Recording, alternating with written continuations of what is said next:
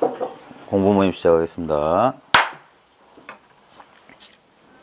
네, 오늘 무문관 강독 16번째 시간이고요. 고칙 15 동산 3돈입니다. 무문관에 48개 이제 고칙 공안이 소개되고 있는데 가끔 보면 이제 모든 공안이 이제 동일한 것을 가리키긴 하지만 공안마다 약간 조금씩 그 다른 어떤 특성들이 보이는데, 이 동산 삼도는 뭐라고 해야 될까? 여기 운문 스님이 동산 스님을 이렇게 개호시키는 어떤 선지식, 이 공부를 지도하는 사람의 어떤 그 방편력이라고 해야 될까? 그런 그 기용이 잘 드러난 공안인 것 같습니다. 한번 보겠습니다. 운문, 뭐 이날 인자 하면 이거 조주 무자부터 계속 반복된 구조인데요. 동사는 뭐뭐로 인하여 뭐뭐 했다 이런 구조인데, 동산에게 이런 식으로 우리말로 할 때는 동산에게 뭐 이런 식으로 번역하면 됩니다. 운문에게, 운문, 동산, 참차. 그러니까 동산이 참여하는 때로 참여한 것으로 인하여인데, 운문에게 동산이 찾아왔을 때 뭐 이렇게 번역하면 됩니다. 운문 스님은 운문 문원 스님이라고 운문종의 개조죠. 유명한 스님입니다. 그 이제 상식인데 아시는 분은 아시겠지만 우리 선사들의 이름이 보면 두 글자 두 글자 네 글자로 이렇게 많이 하는데, 앞에 두 글자는 예를 들면 운문 스님 같은 경우에는 운문 문원입니다. 앞에 두 글자는 주석했던 장소 지명입니다. 우리 조주 스님도 원래는 조주 종심이거든요. 조주란 지역의 종심 스님이란 말이고요. 그 다음에 임재 스님도 임재의원입니다. 임재원이라는 곳에 주석하고 계셨거든요. 그래서 옛날 선사들은 산 이름이나 자기가 거주하던 마을 이름이 그 앞에 이렇게 호처럼 붙습니다. 그래서 운문, 문원 이렇게 됩니다. 그리고 원래는 문원 스님인데 운문종을 이제 운문종의 개조가 되셨고, 운문이란 말은 나중에 대해 스님도 송나라 때 대해 스님도 운문산에 산 이름이거든요. 운문산. 그래서 대해 스님이 자기를 가리킬 때 운문이란 표현도 썼습니다. 또는 경산에 오래 머물렀기 때문에 경산 이렇게 부르기도 했어요. 운문 스님에게 동산 스님이, 여기서 동산 스님이 우리 선종에서 선의 역사에서 중요한 동산 스님이 두 분 계시거든요. 이게 지명 이름이기 때문에 동산 양계 스님 있고, 조동종의 개조였던 동산 양계 스님이 계시고, 동산 수초라는 마삼근 화두로 유명한 동산 수초 스님이 계신데, 여기서는 동산 수초, 운문의 법을 이은 운문종의 스님 동산 수초 스님입니다. 그래서 운문 스님에게 동산 스님이 참은 우리 참학하다, 참여하다, 뭐 배우다, 찾아뵙다 이 말입니다. 그리고 차는 때란 뜻이거든요. 그러니까 운문 스님에게 동산 스님이 찾아왔을 때 이렇게 번역합니다. 운문 스님이 문활, 물어서 말했다, 물었다 이 말입니다. 근리심처, 여기서 그는 최근에, 요즘, 요새, 근래에, 리는 우리 이별하다 할 때 떠날 리자입니다. 떠날 리자. 심처는, 심은 어느 무엇이란 뜻이거든요. 심마 할 때, 시심마 할 때. 어느 곳을, 어디에서 최근에 어디를 떠나왔느냐, 어디에서 왔느냐 이 말이에요. 최근에. 그러니까 동산 스님이 사도에서 왔습니다 했다. 문활 하제심처, 운문 스님이 말하기를 여름에는 어느 곳에 있었느냐. 보통 우리 이 선객들은 한거 보내잖아요. 그래서 여름에 안거는 어디서 했느냐니까 산은 호남 보자. 그러니까 그 동산 스님 말하기를 호남의 보자사, 그런 어떤 호남 보자에서 여름을 났습니다. 이렇게 답했어요. 문활 기시리피, 운문 스님이 말하기를 기자가 뭐냐면 어느 몇 이런 말이거든요. 기시하며 언제, 거기서 피는 저 피자잖아요. 거기서 떠났느냐 이 말이에요. 언제쯤 거기서 떠났느냐니까 동산 스님이 산온 8월 25일 떠났습니다.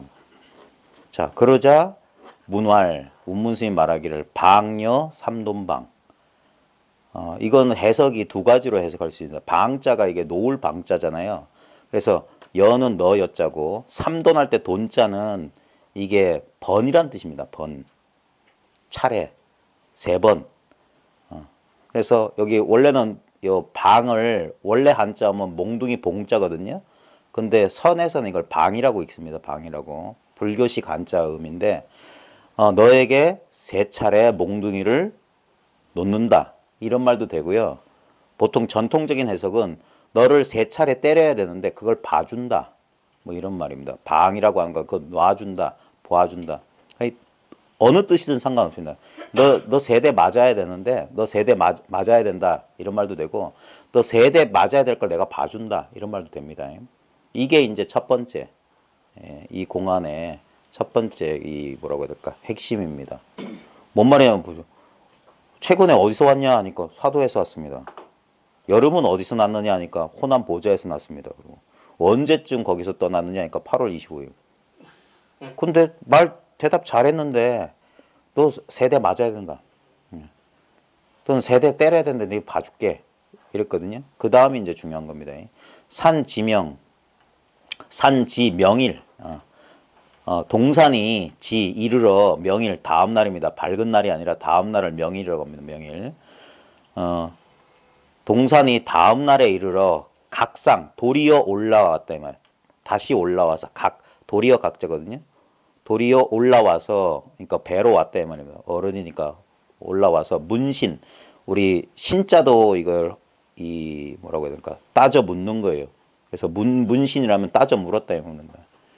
동산이 다음 날에 다시 올라와서 여쭙다 물었다. 작일 이건 어제입니다. 명일의 반대말 작일 어제 작자니까 작일 몽 여기 몽자가 제 몽지할 때 이 몽자를 씁니다. 이게 어두울 몽자인데 이불 몽자라고 합니다. 이불 몽자. 그래서 피동을 나타내요. 몽 화상 방 삼돈방 어제 스님의 화상은 스님이잖아요. 스님의 세 차례 방망이질을 이걸 때린다는 의미도 되고 봐준다는 의미도 되는데 그 봐주심을 입어 이렇게 번역하거든요. 전통적으로는 몽자를 그러니까 스님에게 세 차례 몽둥이를 맞을 것을 그 스님께서 봐주셨는데 뭐 그러니까 스님께서 저한테 세 차례 때린다고 하셨는데 부지 과제 신마처 부지면 알지 못하겠습니다. 뭐냐 허물이 제 신마처 어느 곳에 있는지 알지 못하겠습니다. 자 이게 이제 앞에 이 질문이 그냥 운문의 질문에 대해서 그냥 평범하게 이렇게 대답했는데 운문 스님이 너 세대 맞아야 된다. 내가 3번 때릴 거 봐줬다. 이런 말이 되거든요. 그러자 다음날 올라와서 물어본 거예요. 어제 스님께서 3번 저 때릴 걸 봐주셨다고 했는데 제 허물이 어딘지 모르겠다. 제가 뭘 잘못했길래 3번 스님께서 때릴 것을 봐줬다 또는 세대 때려야 되겠다 이렇게 말씀하시는지 모르겠습니다. 그러니까 문할 운문이 말하기를 반대자 이 반은 우리 백반할 때 반입니다. 밥. 그 다음에 대는 포대할 때 대자입니다. 그러니까 밥포대. 자는 뜻없는 전미사예요. 우리 의자, 탁자 할 때 자. 그러니까 반대하면 뭐냐면 이 밥자루야. 우리 말로 하면 밥통입니다. 밥통. 밥을 담고 있는 자루다. 그러니까 뭡니까 이게 멍청하단 말이죠. 밥만 뱃속에 담고 있지 이렇게 눈치가 없냐. 강소 호남 변 입마검 강서와 호남으로 변 곧 여기서 변은 네 멋대로 마음대로 편한 대로 강소 호남 변 입마검 그렇게 다녔느냐 네 마음대로 그렇게 아무 생각 없이 그렇게 멋대로 다녔느냐 이렇게 한 거예요. 강서 호남이란 말이 앞글자만 따면 이게 강호입니다. 강호. 우리 무협지 같은 데 보면 강호에 피바람이 분다 할 때 그 강호입니다. 중국 천하를 나타낼 때 우리 강호란 말을 쓰잖아요. 그게 이제 선에서 온 말이에요. 강서와 호남. 강서에 마조가 있었고 호남에 석두이천이라는 선의 대종장들이 계셨거든요. 그래서 그 옛날에 공부하려면 그 강호를 돌아다녔기 때문에 강서와 호남을 돌아다녀서 강호란 말이 무협지에도 그렇게 많이 씁니다. 중국 천하를 강호라고 하는데 그렇게 천하를 그렇게 아무 생각 없이 네 마음대로 돌아다녔느냐. 그러자 동산 산어차대오 동산이 이에 크게 깨달았다. 그래서 예, 이 공안에 대해서 이제 보통 질문하는 게 뭐냐면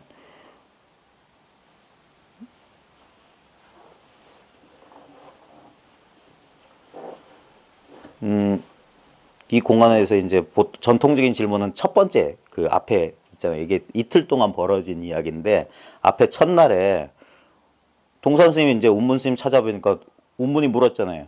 너 최근에 어디서 왔냐? 어? 그러니까 사도에서 왔다. 어? 그 여름은 한건 어디서 지냈냐 하니까 호남 보자사에서 호남 보좌에서 지냈습니다. 그 언제 거기서 떠났냐니까 8월 25일 했는데 운문 스님이 왜 세 차례 때려야 한다고 말씀하셨냐? 왜 운문 스님이 동산 스님을 세 차례 너 때려줄 걸 봐줬다고 했느냐? 허물이 어디 있냐 이거예요. 허물이. 동산 스님의 허물이 어디 있냐 이거예요.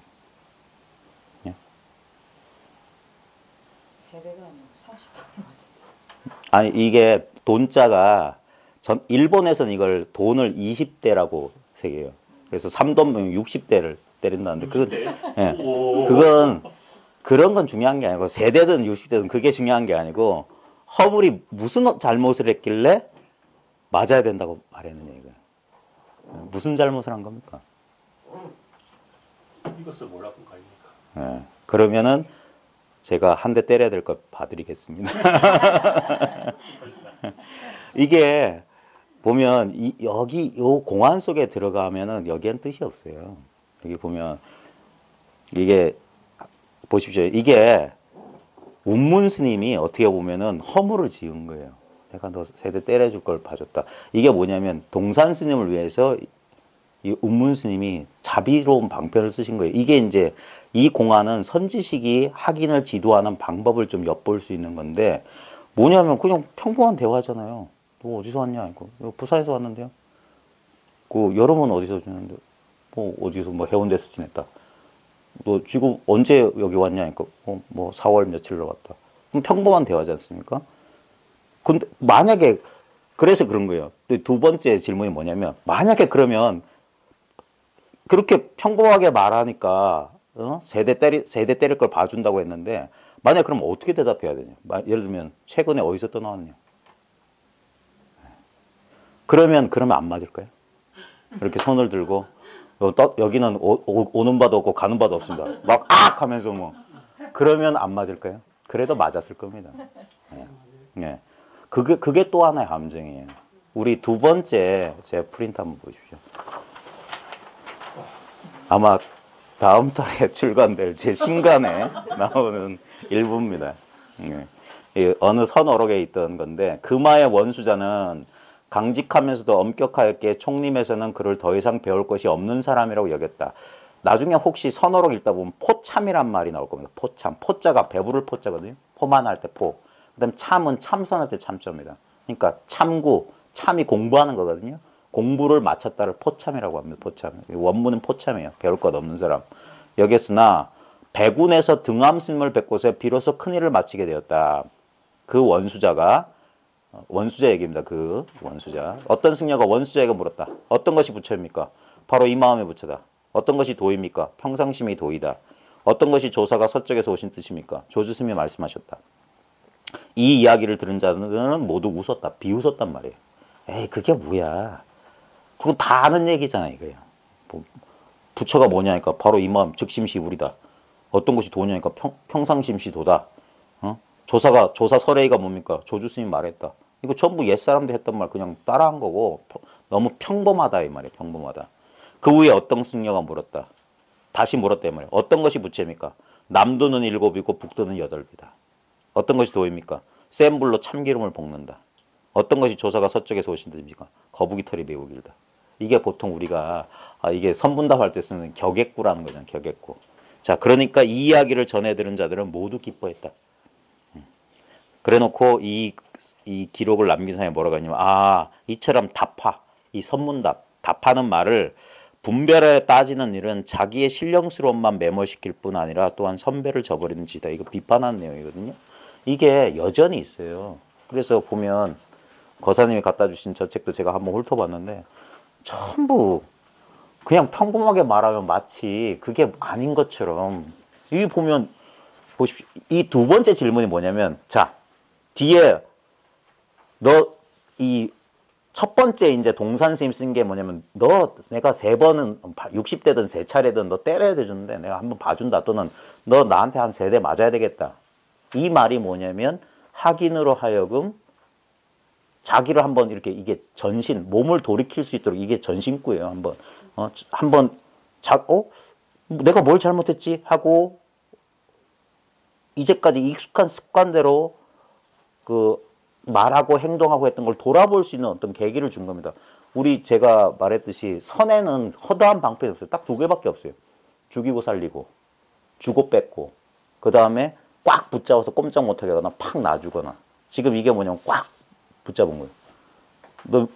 너 나한테 한 3차례 맞을 거 내가 봐줬다. 오? 하면서 딱 여기 막힌 겁니다. 막히게 한 거예요.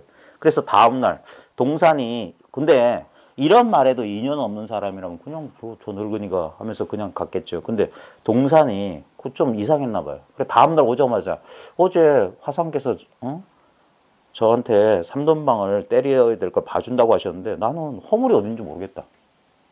그 하루 동안 그 의문 속에 있었던 거 아닙니까? 그때 뭐냐, 이제 앞에선 죽였고 뒤에서 살려주는 거예요. 이 밥통아 하면서 힌트를 준 거예요. 숨통을 열어준 거라. 그래가지고 뭐냐, 강소나무로 그렇게 네 마음대로 돌아가기. 그제서야 어제 말했던 그 질문이 그냥 일상적인 대화가 아니어서 자기를 한번 돌아볼 수 있는 계기를 만들어줬던 건데요. 자, 그렇다면 두 번째 질문입니다. 동산스님이 이제 깨달았어요. 이제 동산스님이 깨달았는데 다시 이제 운문스님이 묻는 겁니다. 그러면 최근에 어디서 떠나왔느냐 하면 뭐라고 대답해야 될까요? 사도에서 왔습니다.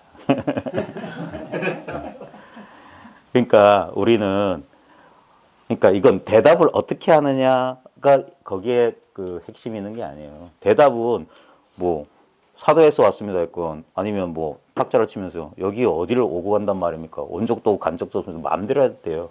그게 중요한 게 아니라, 그 표현이 중요한 게 아니라 진짜 중요한 건 동사는 무엇을 깨달았냐 이거예요. 동사는 뭘 깨달았냐. 그 질문에 대한 답하는 거, 그거 깨달은 거. 여기선 운문 스님 얘기도 아니고 동산 스님 얘기도 아니고 우리 각자 이 공안을 보고 있는 각자의 일을 밝히는 게 이 공안을 공부하는 목표이기 때문에 대답은 어떻게든 좋아요. 근데 그 대답 잘하는 게 공안이 아니다 이거예요. 그래서 실제로, 그래서 요 뒤에 보면 무무는 거기에 한 수를 더 넣어서 우리를 더 올가매는 거예요. 이와 관련해서 또 재밌는 얘기가, 우리나라 효봉 스님 아시죠? 법관 하시다가 뭐 사형 선고 내려가지고 엿장수 하다가 금강산으로 출가하셨던 30대 후반에 출가하셨어요. 그분이 늦게 이제 출가하셨는데, 그래서 뭐 독립운동하던 사람을 뭐 사형 선고 내리고 그 회의에 빠져가지고 법관직 때려치고 엿장수 한 3년 돌아다니다가 금강산 유점사에 가서 이제 이렇게 인연이 있어서 보다가 이제 출가할 생각이 있는데, 출가하려면 도인 스님을 찾아가야 된다 해서 도인 스님 어디 계시니까 저 신계사, 금강산 신계사란 곳에 무슨 스님이 계시다 해가지고 거기를 이제 찾아갔어요. 그래서 찾아가가지고 옆판 들고 이렇게 넙죽 절하니까 이런 상황이 벌어진 거예요. 자네 저 어디서 왔는가? 유점사에서 왔다. 그러니까 그 유점사에서 몇 걸음에 왔는가? 이렇게 질문한 거예요. 그러자 효봉 스님이 어떻게 했을 것 같습니까? 여러분 같으면 몇 걸음에 왔는가? 어떻게 대답하겠습니까? 몇 걸음에 오셨습니까? 한 걸음도 옮긴 바가 없다고 얘기하겠죠. 말은. 자, 다른 답을 한번 해보십시오. 몇 걸음에 오셨습니까? 지나갔습니다. 효봉 스님은 거기서 바로 일어나서 방을 한 바퀴 돌았대요. 이렇게 왔습니다. 그랬대요. 우리가 깜짝 놀라가지고, 야, 10년 공부한 수자보다 낫다. 그래 머리 깎아주고 그렇게 했답니다. 이게 이건 또 말하면 안 되고 거기에 힌트가 있습니다. 몇 걸음에 왔는가? 어디서 왔는가?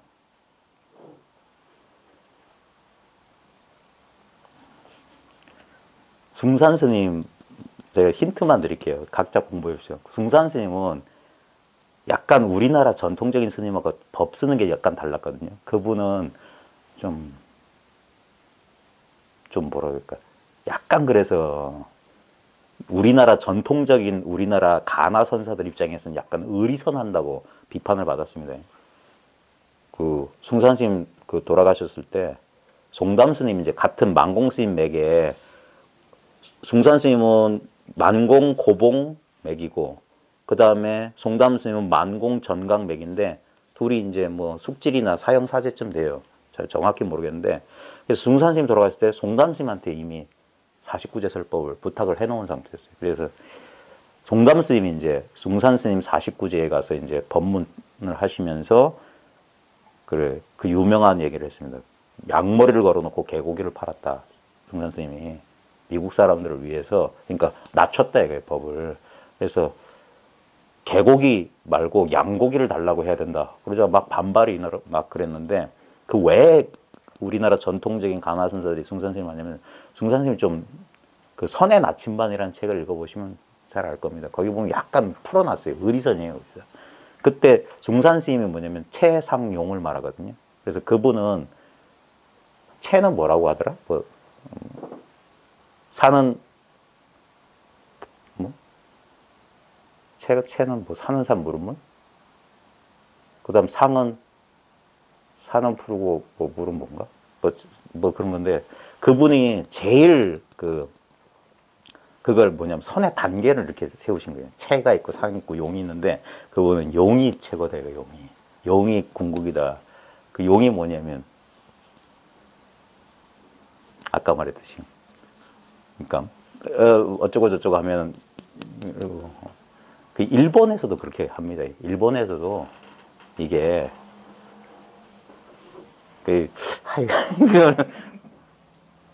숭산 스님은 이 컵이라 해도 30방 때려끼고 그렇지 않으면 이것을 컵 아니라 해도 30방을 때려끼고 그러면 뭐 어떻게 내다갈 끼고 딱 이래. 네, 그러면 이렇게 딱 들어서 물 마시면 그러니까 거의 답이래. 거의 작용.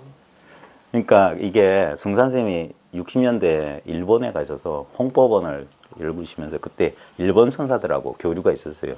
그러면서 이 입실하면서 이 문답하는 걸 우리나라에서는 조금 다르거든요. 우리나라 전통 그와 비슷한데 우리나라에서도 전통적인 선문답 거량할 때 보면은 그 비슷합니다. 근데 그게 뭐냐면 그래서 이게 이제 흉내 아르마리가 될 수 있기 때문에 그래서 원래 비밀이에요. 그 안에서 벌어졌던 일들은. 근데 우리나라에서는 그 공개적인 그런 것들도 있거든요. 이게. 근데 이제 그게 힌트는 힌트입니다. 좌우지간. 그게 좋은 건지 나쁜 건지는 잘 모르겠는데. 그래.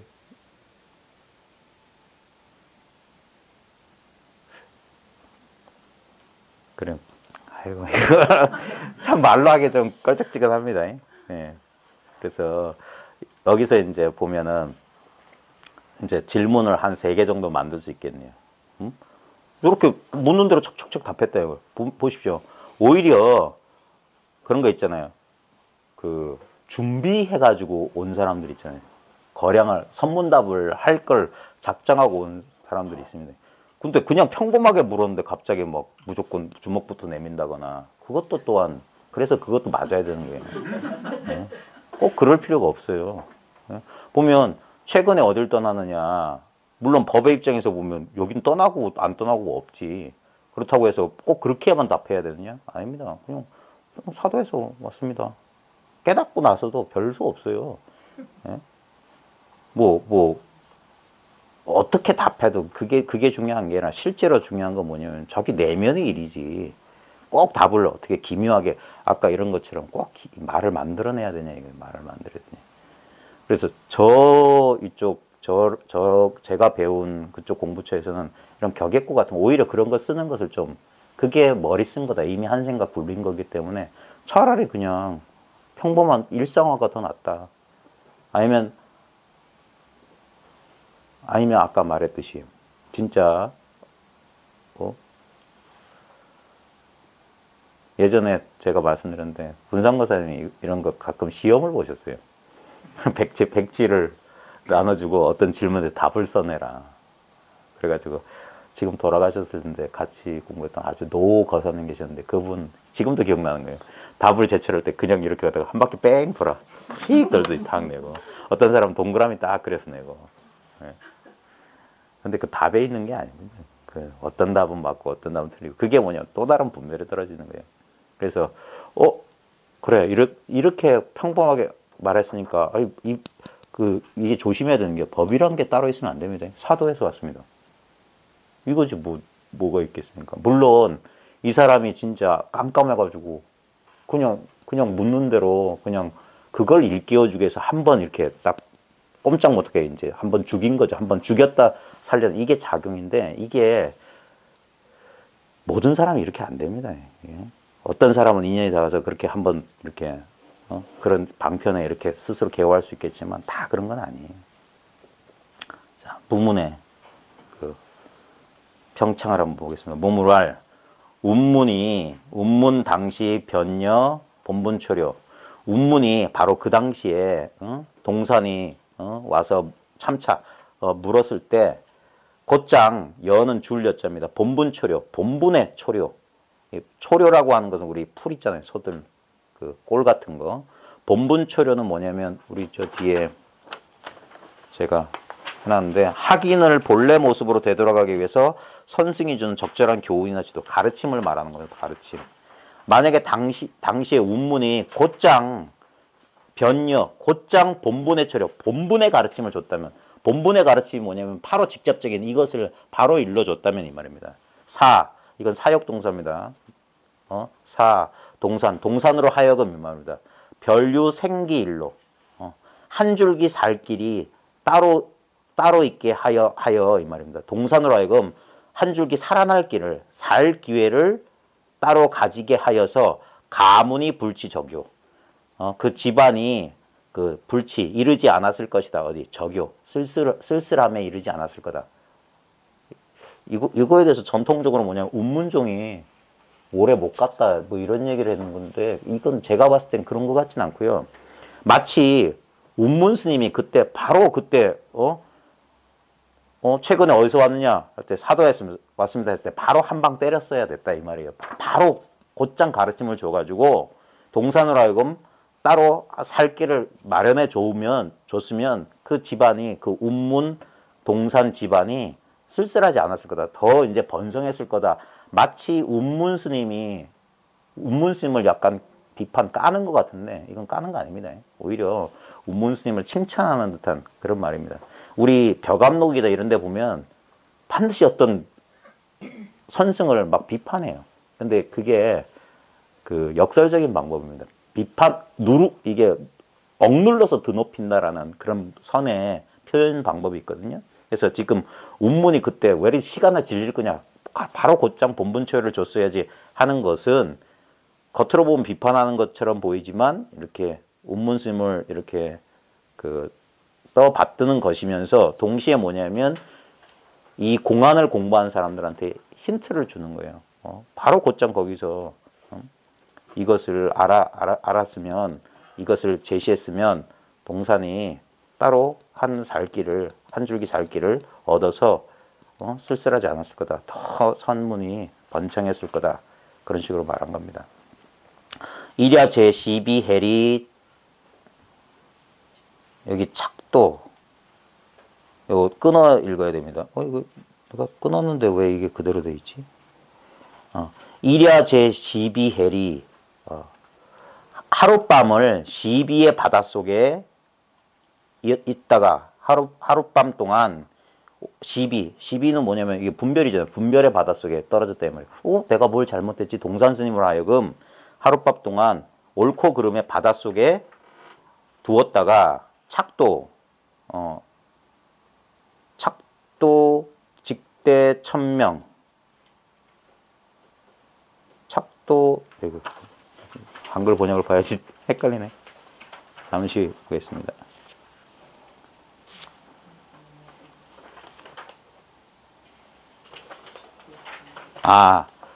내가 제대로 했구나.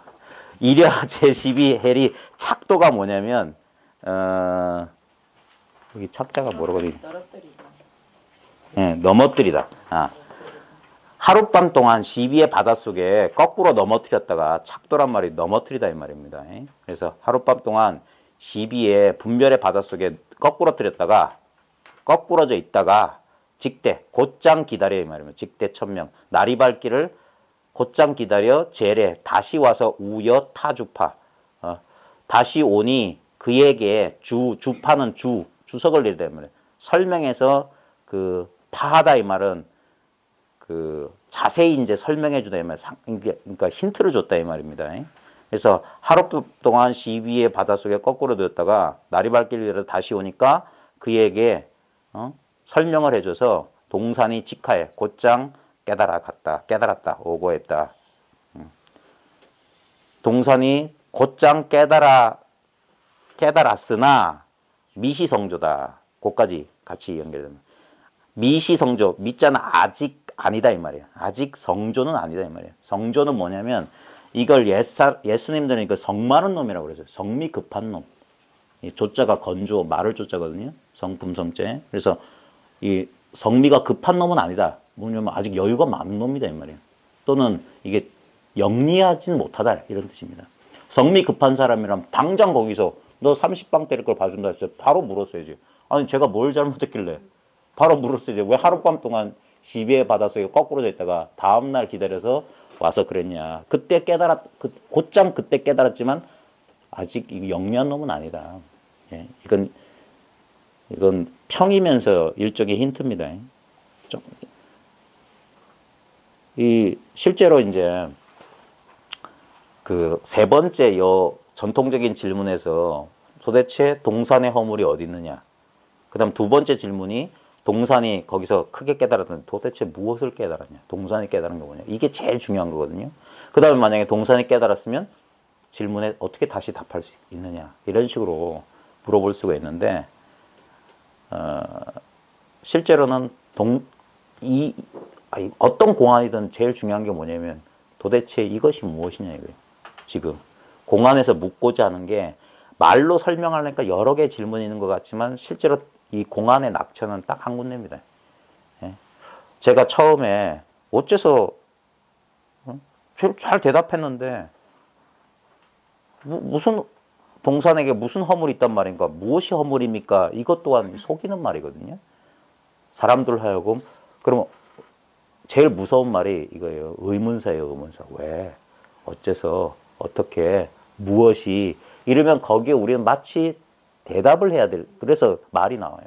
그러니까 어떤 말을 하든 어떻게 대답을 하든 간에 물론 이치로 따지면 다 맞죠. 뭐 이러이러해서 이 법의 자리를 모르고 그냥 말이라는 말만 따라갔기 때문에 틀렸다. 그건 옳기는 옳지만 그래서 틀린 거예요. 여전히 옳다 그러다 분별 속에서 나온 대답이기 때문에 옳아요 옳아. 상대적으로 보면 그렇지.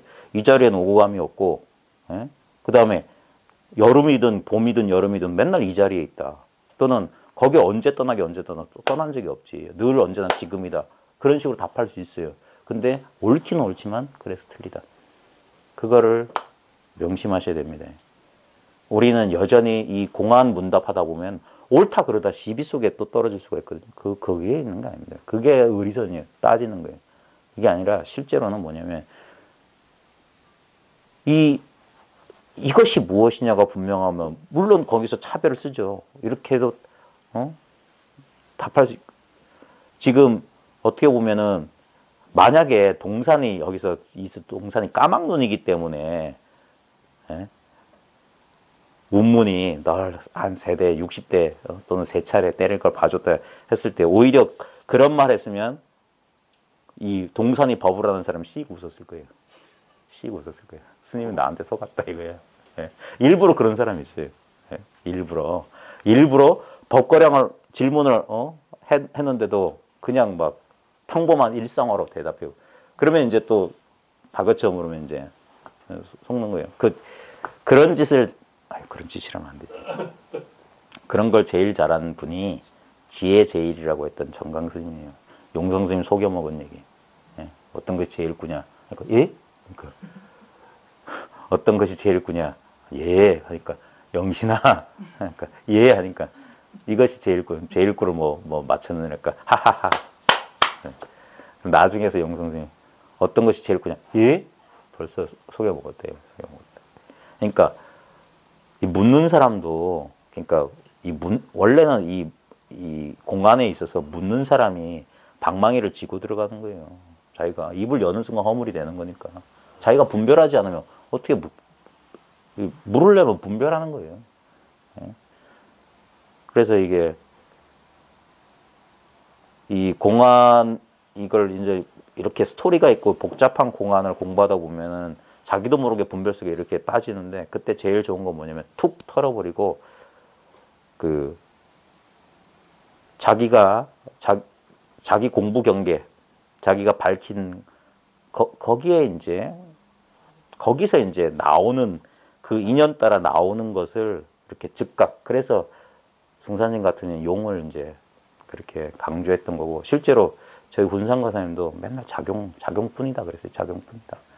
그래서 물론 말로 하는 것도 작용이지만 바로 그래서 이 본분 초려가 딴 게 아니라 할과 방. 예? 보통 제1구 하면 할방. 예? 본분 초려하면 가장 즉각적인 작용을 보이는 거예요. 그래서 동산 스님이 지금 무문 스님의 평창은 뭐냐면 운문 스님도 약간 까고 동산 스님도 약간 까잖아요. 이게 까는 게 아닙니다. 이렇게 까면서 동시에 이렇게 칭찬하는 거예요. 자, 그래놓고 이제 무문 스님이 이제 또 하나 시비를 걸어요. 차, 문재인. 자, 여러 사람에게 묻겠다. 자문재인. 자, 차자는 바로 삽니다. 그냥 자, 뭐 이런 뜻이에요. 문재인. 여러 사람에게 묻노니 동산 삼돈 방 합깃 불합깃. 동산 스님이 세 차례 방망이질을 합깃. 이게 끽자가 먹을 끽자잖아요. 먹기에 합당하냐 합당하지 않냐 먹을만 하냐 그러니까 삼돈방을 맞을만 하냐 맞을만 하지 않느냐 이렇게 묻는 겁니다. 자, 이것도 또 질문이에요. 자, 동산 스님이 삼돈방을 맞아야 되겠습니까 맞지 않아야 되겠습니까? 맞다 해도 그렇고 안 맞아도 그렇고 입을 해봐. 제가 이렇게 제가 학교에서 수업할 때랑 똑같은 기분을 열심히 설명했는데 눈치가 자 이거 보십시오. 제가 시비의 분별적으로 제가 방망이를 지고 들어갔잖아요. 삼단방을 맞아야 되겠습니까? 맞을만 합니까? 그러니까 반드시 공안의 질문은 이래도 틀리고 저래도 틀리고 이래도 그 속에서 어떻게 몸을 그게 그 일전어란 말 있잖아요. 한 번 돌이키는 말을 할 줄 알아야 된다. 그게 꼭 말일 필요는 없어요. 뭐냐면 지금 시비 분별 속에 탁 밀어넣었을 때 그 상황을 확 역전을 시켜야 된다 이 말이에요. 그 시비 분별에서 그 분별의 구렁텅에서 몸을 뒤집어서 한번 살아나와야 된다 이 말입니다. 바로 그때 생각하면은 벌써 버스 휙 지나갔어요. 휙 지나가는 거예요. 그러니까 오히려 이거는 말하면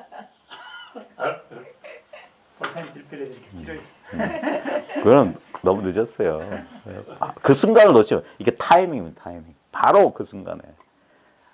그래서 이게 선어록에 보면 이 머뭇거릴 의자가 나옵니다. 손수변에 의심할 의자인데 그게 그 다음에 말씀원변에 우리 올바를 의자면 회의할 때 의자. 의란 말이 많이 나옵니다. 뭐냐면 그 머뭇한다 이 말. 머뭇. 그 생각에 걸려서 그런 거죠. 그래서 우리는 딱 이런 질문, 왜냐면 이게 말에 그 구속되어 있기 때문에 그런데 그래서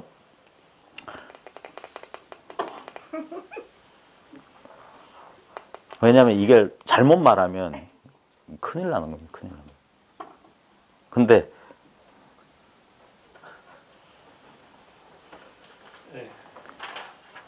네. 써주세요. 네. 글로 써주세요.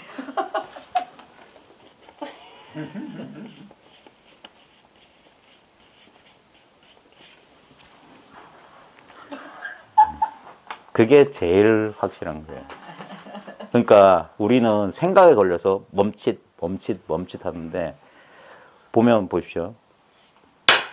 옳은 것도 없고 그런 것도 없어요. 옳다는 것도 생각이고 그러다는 것도 생각입니다. 그러면 남는 게 뭐냐 이거예요. 근데 생각 속에 떨어진 사람은 에이 하면서 자기 생각에 또 걸려서 이렇게 갸우뚱한다. 그러니까 그래서 이건 조심해야 됩니다. 이걸 이런 식으로 이렇게 말로 설명해서 해주면 그냥 그런갑다 하는 겁니다. 그런갑다. 그러면 안 됩니다. 그래 동산이 세 차례 방망이를 맞을만 하냐 맞을만 하지 않느냐 물었어요. 그래놓고 뭐라고 했냐면 약도 합격 만약 맞을만 하다라고 말한다면 초목 총림 개 합격방 초목과 총림도 모두 방망이 맞아야 된다. 뭔 말이면 너 최근에 어디서 왔냐? 사다에서 왔는데요. 다 그렇게 착착착 이렇게 말했는데 그게 만약에 그 허물이 있다. 그래서 방망이 맞아야 된다면 안 맞을 게 없다. 왜냐면 풀, 나무, 그다음에 총림이라고 하는 건 원래는 빽빽한 숲을 말하는데 여기서 뭐 스님들 사는 뭐 산하 대지 뭐 모든 걸 말하는 겁니다. 그것도 다 분별한 거냐? 사도에서 왔습니다. 호남 보좌에서 8월 25일. 그게 잘못된 거라면 다 맞아야지. 다 이것도 다 분별 아니냐, 분별. 근데 만약 맞을 만하지 않다면 그럼 운무는 뭐냐? 헛소리 한 거 아니냐. 운문 우선 광어다. 삼돈방을 때릴 걸 내가 봐줬다 한 거. 그 헛소리 거짓말한 거 아니냐. 이런 식으로 우리를 집어넣는 거예요. 그 이야기 속에 분별 속에 집어넣어서 또 한 번 흔들어 놓는 거예요. 그런데 거기서 이 무문의 질문에 대해서도 자기 견처가 분명한 사람이라면 얼마든지 답할 수가 있는 겁니다. 그 생각에 왜냐면 묻고 거기에 그게 없어요. 그래서 그 안목이 확실하냐 그걸 단련하기 위해서 이런 교묘한 말의 미로 속에 자꾸 밀어넣는 겁니다. 그래서 맨 뒤에 뭐라고 했냐면 약향자리 명득이라면 만약 향자리 이 자리 여기에서 밝힐 수 있다면 이것을 밝힐 수 있다면 생각 속에 맞아야 되느냐 맞아야 되지 않느냐 그걸 어떻게 하지? 거기에 쑥 떨어지는 게 아니라 바로 이 자리에서 바로 지금 눈앞에서 밝힐 수 있다면 방여 바야흐로 여동산 동산과 더불어 출일국이 한 입으로 숨을 내쉰다. 동산이 깨달음과 이 나의 깨달음이 다른 게 아니다 이 말이에요. 이게 참 어떻게 보면 정말 이 뭐라고 해야 되지? 공안의 낙처 진짜 정답은 이미 공개되어 있는 겁니다. 이게 전혀 숨겨져 있는 게 아니에요. 그래서 오히려 더 어려운 거예요. 이게 공부를 오래오래 하면 할수록 오래오래 해봐야만 자기 허물을 이제 돌아볼 수 있는 그런 기연이 생기거든요. 특히 공부가 순일하게 이렇게 절대 안 나갑니다. 공부는 한동안 이렇게 정체되어 있다는 느낌이 상당히 강해요. 그리고 그렇게 정체되어 있다가 이렇게 막혔다가 열리고 하면서 좀 지루한 과정이 있습니다. 그래서 잘 오래 못 버티는 것 같아요. 운문종이 보면 운문종하고 임재종하고 이제 종풍이 좀 비슷한데 운문이 훨씬 또 뭐라 그럴까 임재종도 임재 장군이라 해가지고 임재종도 참 아주 과격하고 그런데 운문 스님만 하더라도 운문 스님의 깨달음만 하더라도 이게 이 운문종의 그 어떤 종풍을 엿볼 수 있는 게 운문 스님이 깨닫게 된 계기가 재미있는 게 임재 스님하고 인연이 있었던 목주 도명이라고 황벽 스님 밑에 그 제1자였던 수자였던 목주 도명 화상이라는 분이 계십니다. 이 목주 도명 화상이라는 분은 참 좀 특이한 분이에요. 왜냐하면 임재를 황벽 스님에게 이끈 사람도 목주 도명이고요. 실제로 운문 스님을 깨닫게 한 사람도 목주 도명입니다. 근데 이 목주 도명은 임재종에도 속하지 않고 운문종에 속하지 않아요. 어디에도 안 속했어요.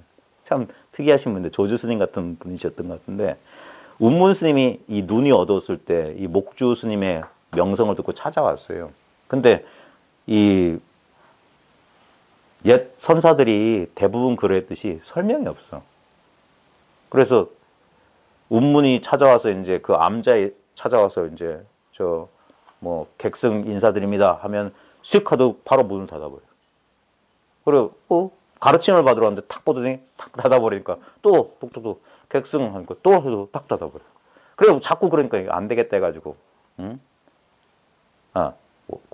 처음엔 그랬다든가. 그래 나중에 객승 제가 기억력이 짧아서 인사하니까 문 열자마자 딱 멱살 잡고 일러라 말해라 말해 해놓고 뭘 말하는 거야. 닫고 또 하니까 근데도 이제 운문이 포기하지 않고 자꾸 이제 도전을 한 거예요. 그러다가 또 이제 탁 문 열고 멱살 잡고 일러라 할 때 말 못하고 있었는데 이제 탁 밀어내고 문 닫으려고 하는데 발을 밀어넣었다고 하잖아요. 그때 문에 발이 걸리면서 다리가 부러지면서 하면서 깨달았대요. 예. 그래서 이 운문종이 그리고 운문종 밑에 제가 자주 그 인용했던 향림 징원이라는 스님은 그 밑에 18년간 시자 생활하면서 향림아 예 알겠느냐? 운문스님도 그렇게 가르친 거예요. 다짜고짜 향림아 불러놓고 매일 하루에 한 번씩 알겠느냐? 설명이 없는 거예요. 그 어떤 사람은 3년 동안 맨날 시봉했는데 불법을 가르쳐서 삐껴 떠나려고 하니까 그제서야 한마디 해주잖아요. 그게 예전에 이 공부 가르치는 법인데 요즘 같아서는 그게 안 될 거예요. 그래서 요즘은 보면 대부분 이렇게 설명이 많고 어떻게 보면 그래서 좀 위험하거든요. 어떻게 보면 좀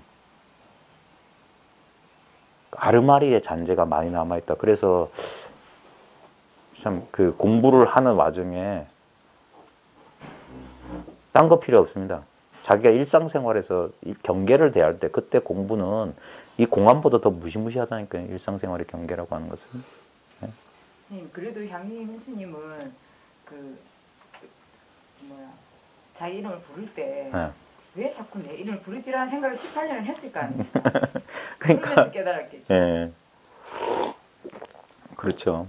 그래 어떻게 보면 그 향림 스님 얘기를 왜 이제 선문에서 회자되냐면 전등록에 짤막한 기사 하나밖에 없어요. 거의 이름 없이 살다 가신 분인데 그분의 공부를 한마디로 하면 이게 전통적으로 말하면 둔공이란 말이 있어요. 둔한 공부다.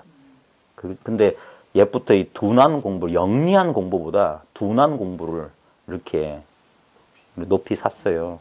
그분은 깨닫는 데만 18년 걸렸고 자기가 40년 지나서야 내가 드디어 한 덩어리를 이루었다라고 자기 같이 공부한 도반들한테 자기 제자들한테 그게 참 이게 이 공부한 사람한테 이 공부를 오래 한 사람들은 그 말에 깊은 공감을 나타내게 될 겁니다. 왜냐하면 제가 여기서 막 너저분하게 입을 열지만 여러분들하고 종이 한 장 차이도 안 납니다. 제 공부라는 게 제 10년 공부 별거 아니에요. 어떻게 보면 정말 저도 분했던 거예요. 진짜. 그러니까 지나보면 알아요. 지나보면 그게 보이는데 그 도중에는 절대 안 보였어요. 그 상황 속에 떨어져 있을 때는. 그게 이 공부의 참 답답한 면입니다. 잘 안 돼요. 그런데 이 동산 스님은 하룻밤 이렇게 꽉 막혔다가 그 다음날 이렇게 찔러준 한마디에 이렇게 개호를 했잖아요. 근데 실제로는 잘 그렇게 안 됩니다. 일단은 그런 방편이 능수능란한 그런 선지식과의 인연도 드물 뿐더러 진실로 이 공부에 정말 일로 매진할 수 있는 일심으로 매진할 수 있는 그런 이게 딴 사람 얘기는 할 거 없고 자기를 이제 돌아봐야 됩니다. 보면 저도 요즘 많이 느끼는 건데 나도 여전히 경계에 잘 끄달려 댕기는구나. 그러니까 공부를 오래오래 하고 자기 공부가 분명해질수록 이제 거울이 깨끗해지면 상이 훨씬 뚜렷하게 보이잖아요. 예전에 몰랐던 허물들이 이제 막 보이는 거예요. 최근에 저도 참 그런 힘든 과정이 있었거든요. 제 공부, 제 개인적으로는. 그러면서 그때 이걸 뭐라고 표현해야 되지? 내가 아직도 그런 게 있을 줄 몰랐는데 예전에 김기태 선생이 자기가 소명여고인가 거기서 임시교사 생활하면서 아이들과의 관계 속에서 자기의 그 상처받은 내면의 아이를 발견했다. 그러면서 그때는 저는 잘 공감을 잘 못했어요. 아, 저분은 도를 아신 분이라면서 많은 분들이 오해했을 거예요. 실제로 제가 간접적으로 전해 듣기로 많은 사람이 오해했다고. 왜냐면 오해하기 딱 좋아요. 왜냐면 사람들은 도를 깨달은 사람에 대한 상이 너무 세. 근데 무의식 중에 그게 있습니다. 잘 안 사라져요. 저도 있었던 거. 왜 저런 말씀을 하실까 이해를 못 했는데, 저는 얼마 전에 그런 자각이 왔어요. 나한테 아직 이게 있다. 근데 예전에는 그것을 몰라봤던 것 같아. 근데 얼마 안 됐어요. 제가 몸도 아프고 막 그럴 때, 지치고 막 그럴 때, 그때 왜 이러지? 라는 이상한 느낌이 들었거든요. 그 어느 순간 하면서 이게 있네? 나 이거 있는 줄 몰랐는데. 그게 아상? 이런 거였어. 아직도 이게 있네. 여전히 해소되지 않은 이런 게 있네. 이게 있으니까 자꾸 걸리적. 왜냐면 이거는 독자적으로 있는 게 아니거든요.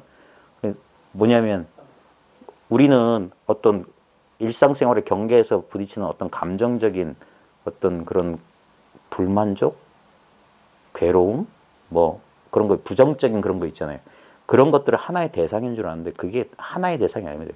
그걸 마주하고 있는 나하고 이렇게 한 덩어리로 돼 있는데, 보통 이게 대부분 사람들은 그런 어떤 경계, 어떤 요거를 빼놓고 그것만 어떻게 해보려고 여러 가지 방편을 쓰거든요. 근데 가만히 보니까 그건 실제가 아니라 이 두 가지가 같이 이게 원 플러스 원인데 이게 하나만 자꾸. 근데 최근에 별 문제 없이 이렇게 지내다가 이상하다 하면서 최근에 이렇게 자기를, 저도 한번 왜 이렇게 힘들지 하고 돌이키는 순간 뭔가 이게 아직 이게 이게 있구나. 여전히 내가 여기에 뭐라고 해야 될까, 이게 아직 분명하지 않구나. 그래가지고 여전히 이렇게 끄달리는 그게 짝을 이루고 있구나. 그런 걸 최근에 느꼈어요. 그러면서 그렇구나. 이게 아이고. 그래서 참 스스로 부끄러움도 많이 느꼈습니다. 근데 이제 그게 이제 제 솔직한 지금의 제 공부고, 그래가지고 있는 줄 알았으니까 이제 어떻게든 해결이 될 겁니다. 예. 왜냐하면 이 공부는 딴 길이 없어요. 항상 이 자리로 돌아오는 수밖에 없어요. 근데 한번 미혹이란 게 길을 잃는 거잖아요. 한 번 길을 잃으면 이제 사람마다 이제 자기 개인마다 좀 다를 겁니다. 곧장 바로 돌이켜서 바로 자기 집을 찾을 수 있는 사람들이 있는가 하면 한참 안개 속에 그 감정의 그 흐름 속에 끄달려 가다가, 저는 좀 큰 경계나 그런 거 보면 아직까지 모르겠습니다. 제가 지금 10여 년 지나오면서 겪었던 거 보면 웬만한 것들은 뭐 이제 걸리지 않는 것들은 상관없고, 좀 우리 카페에도 이제 직장생활 문제 막 고민하시는 분들 계신데, 그런 것 같은 경우에는 하루 이틀, 보통 일주일을 안 남기는데, 근데 그것도 되게 참 힘들어요. 지금은 잘 이제 기억력이 이제 좀 떨어져서 잘 모르는데, 제가 예전에는 엄청 그런 것 때문에 시달렸거든요. 제가 아주 극소심, B형인데 아주 극소심하고 걱정이 엄청 많았어요. 불안, 걱정. 제 공부에 지금 요번에도 아직 이게 있구나 하는 게 뭐냐면, 어떤 근본적인 두려움, 공포가 있어요. 이거 말로 설명 잘 못하겠어요. 이름 붙이면 두려움, 공포하면 뭐 그럴듯하잖아요. 그건 아닌 것 같고, 그냥 그게 뿌리 깊은 이 보통 생사의 근본이라고 하는, 내 고통의 뿌리를 실감나게 느꼈다고 해야 될까? 그걸 이제 보통 우리가 상이라고 하는 거죠. 이 뿌리가 아직 이게 완전히 해소된 게 아니구나. 그걸 아주 실감나게 느꼈어요. 그래가지고 야 이게 참. 근데 이제 근데 저도 10년 동안 많이 겪어봤고 지금도 겪어봤고 하는 건데 한번 여러분도 한번 공부를 해보시다 보면 처음에는 참 좋아요. 처음에 이 공부하고 한 그 아디아샨티도 허니문 기간이 있다. 1월 기간이 있는데 어떤 사람은 되게 짧을 수 있고 신혼의 그 달콤함이 금방 사라진 사람이 있고 어떤 사람은 길게 가는 사람이 있는데 반드시 그 시기가 끝나고 나면 이 정체되는 느낌이 있어요. 권태기 오듯이. 그때 이제 그거는 다른 길이 없고 공부를 꾸준히 하다 보면 어차피 이 공부를 할 사람 하게 돼 있어요. 근데 그 시기에 자칫하면 사람들이 공부끼리 꾸준히 이 공부를 해나가지 못하는 사람들이 가끔 있어서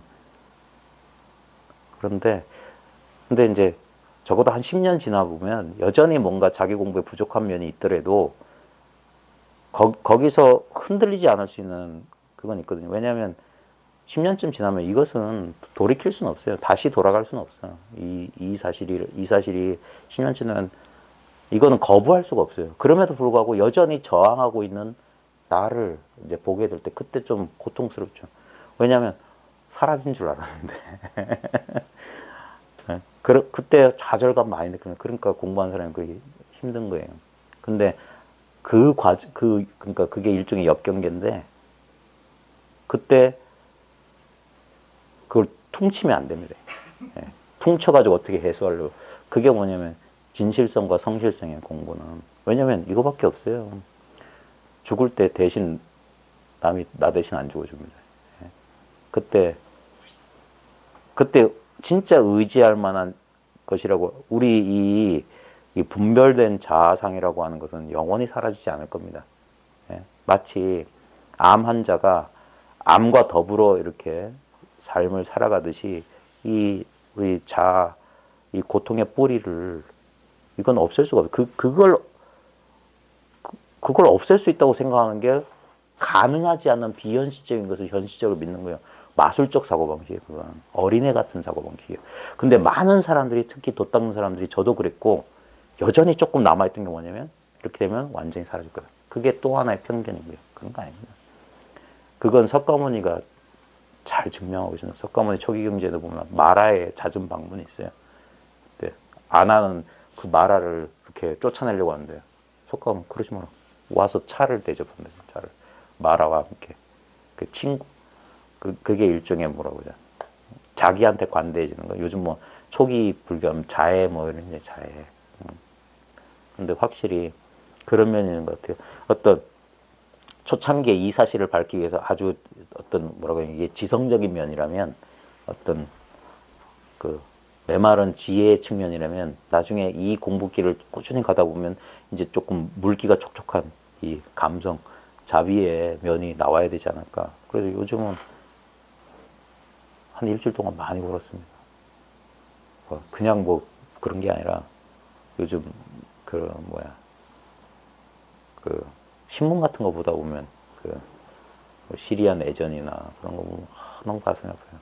그 다음에 막 그런 거 있잖아요. 친엄마가 자식을 뭐 어떻게 재혼하는데 방해돼서 버리고 터미널에 버리고 그런 거 보면 뉴스를 지금 접하지를 못하겠어요. 그 갈수록. 예. 너무 저도 예전에는 다 끊었어요. 근데 지금은 그런 걸 이제 그냥 이렇게 그럴 수가 없는 거죠. 내가 알고 있는 이상은 그게 또 분별 망상이라면 제가 할 말이 없는데 마음이 쓰이고 그래서 적극적으로 뭔가를 해야 되겠다. 예? 그냥 그래 어차피 이것밖에 없어. 모든 것은 환상이야. 거기에만 머무르면 안 되겠다. 환상이기 때문에 더 열심히 참여해야 되겠다. 그런 생각이 요즘 합니다. 제가 그렇습니다. 제 공부가 좀 그래요. 지금 한 번 더 이렇게 공부가 이렇게 이게 리듬이 있는 것 같아요. 리듬이. 그래요. 공부하다 보면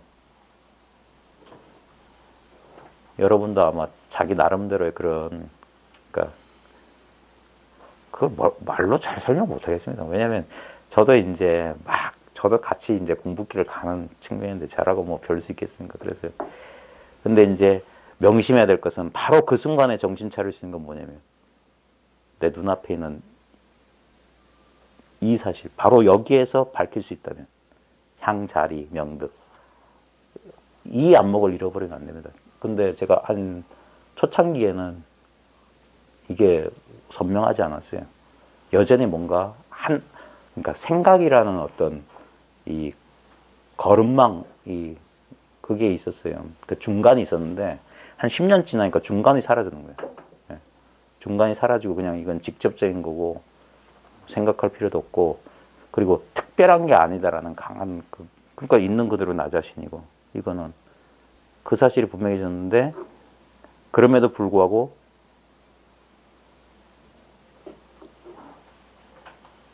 여전히는 아닌 것 같지만 이 경계의 끌림, 이게 완전히 사라졌다고는 말할 수가 그래서 없습니다. 그게 선생님 토대가 돼야 되는 것 같아요. 그게 토대가 돼야지 내가 저는 저 같은 경우는 알아가면서 영유해지는 거예요. 예. 예, 제가 어디에 저도 지금 생각하면은 참 예전에 내가 참 지독하게 참 못된 사람이었다는 그런 게 새삼 막 생각이거든요. 그래서 그런 것들이 예전에는 몰라서 그런 걸 막 그런 진짜 뭐 말로 이제 업을 짓고 뭐 고업을 짓고 뭐 행동으로도 하고 그랬겠지만 지금은 알면서 알아가니까 오히려 지금은 명료해지는 거죠. 조금씩 내가 이걸 알면서 이제 안 하게 되니까 그래서 그 토대는 어차피 이제 그걸 알아야 될 것 같아요. 그 위에서 뭐가 그러니까 오직 형성이 되는 거지. 오직 견성, 이 견성짜리, 성품짜리를 놓지 않으면 된다고 하는 거고, 이 공부의 과정을, 이론은 되게 쉬워요. 딴 거 아닙니다. 처음에는 꽉 막히다 확 밝아지잖아요. 그때 그렇게 대부분 그때 뭐냐면 사람들의 심리적 반응 중에 하나가 그 해방감을 경험합니다. 해방감. 그게 육체 감각적인 해방감도 있고요. 심리적인 막힌 곳에서 해방하는 느낌도 있습니다. 그래서 그렇게 뿌리 깊지 않은 것들은 그 순간에 거의 다 그래서 사람들이 경안이라고 해가지고 이 깨달음의 첫 번째 증표가 뭐냐면 편안해져요. 그러면서 안정이 되면서 환희, 경안 이게 찾아오거든요. 그게 이제 사람마다 그 강도는 비교할 수가 없으니까 자기 체험밖에 없으니까 그게 미미한 사람도 있지만 어떤 사람은 되게 뭐라고 할까 억눌려 있던 사람 가운데는 팍 터지는 순간 그게 그래 잘못된 게 뭐냐면 왜 이게 그 개라고 하는 게 왜 중요하냐면 이 심리적으로 문제가 있었던 사람들이 이렇게 그런 보통 사람들보다 상대적으로 이게 압박이 심했던 사람들이 여기서 크게 이제 벗어나게 되면 이게 잘못 와전되거든요. 이 에고는 안 사라집니다. 이 자아상은 어떻게든 이걸 자아의 특질은 뭐냐면 뭐라고 할까 촉수를 들여가지고 이걸 통제를 하려는 자예요. 통제를 하려는 자기 것으로 만드는 자, 체계화시키려는 그게 에고이기 때문에 이 깨달음을 이렇게 소유하게 됩니다. 깨달음의 상을 짓게 되고 그래가지고 이런 것이다라고 이렇게 하나의 그렇게 그런 도구처럼 이제 만들려고 그래요. 그게 그 법상을 짓게 된 근본적인 이유인데 그런 것도 있고 그래서 전통적으로 하면 이거예요. 추번뇌, 거친 번뇌는 빨리 사라집니다. 큰 거친 번뇌. 근데 그 옛사람들이 나온 미세번뇌라고 이제 미세번뇌라고 하는 건 뭐냐면 있는지조차 몰랐던 번뇌가 이제 드러나는 거예요. 여전히 이게 있구나. 그때 뭐냐면 좌절감이 올 수 있거든요. 내가 그렇게 공부를 했는데도 여전히 그게 또 하나의 망상입니다. 이것이 왜냐면 못마땅해 하고 판단하고 정죄하려고 막 그러는 거예요. 그때 이제 돌이켜줘야 됩니다. 근데 그거는 정말 내적인 투쟁이에요. 보면. 선생님, 그런 감정이나 우리가 끄달린다는 자체가 감정이나 어떤 생각들이 올라오는 거잖아요. 예, 예. 그럼 그건 당연한 거 아닌가요? 예, 당연하죠. 예, 그리고 거기 안 끄달려가면 되는 거 아닌가요? 근데 이제 그 안 끄달려 간다는 게 딴 게 아니라 그 선어록에서 이 선적인 표현은 뭐냐면 이거 까먹었는데 말리 풀 없는 곳 뭐 말리박 풀 없는 곳으로 가야 된다. 그게 번뇌 없는 곳을 그게 이제 번뇌 없는 곳으로 가야 된다고 말하는데 경허선사가 그 말을 살짝 뒤집어서 모든 풀 하나하나를 다 밟고 지나가야 된다. 다 경험해야 되는 거고 그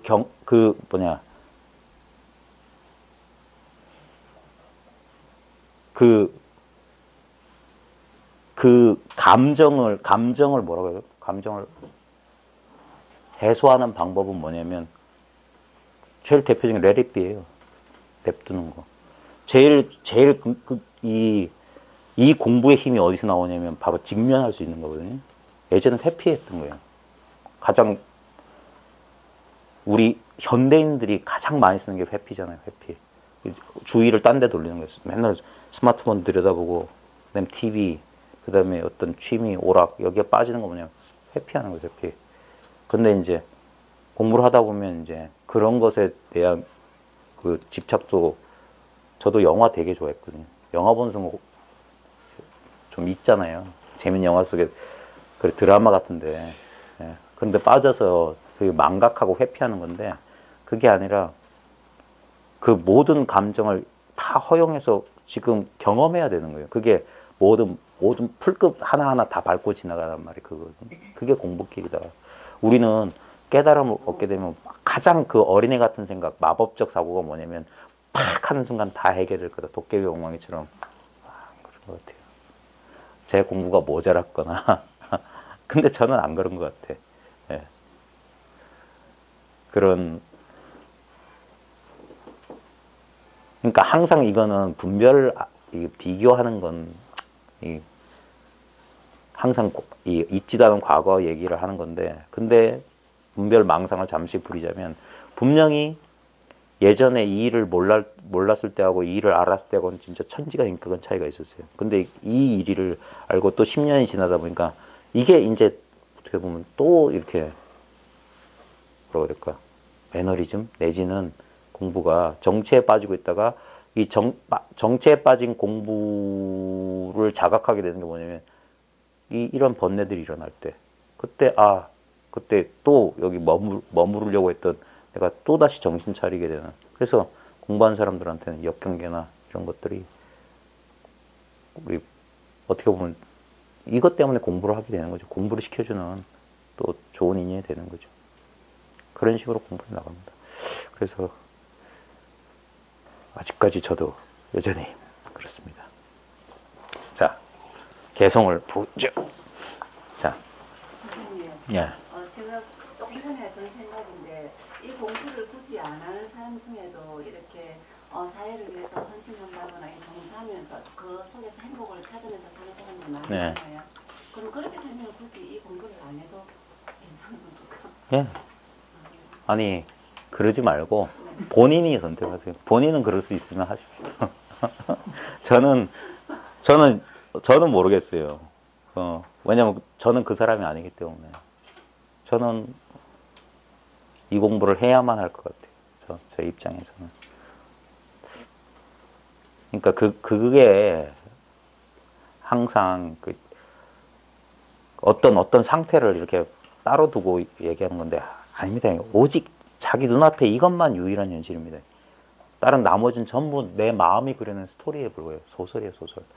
진실로 있는 것은 이건데, 근데 지금 내면에 자기가 쓰고 있는 소설에 자기 스토리, 뭐냐면 이 소설가가 캐릭터를 창작하기 전에 캐릭터를 정하잖아요.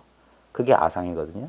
이미 우리는 자기가 믿고 있는 기본적인 신념이 있습니다. 나는 무엇이다.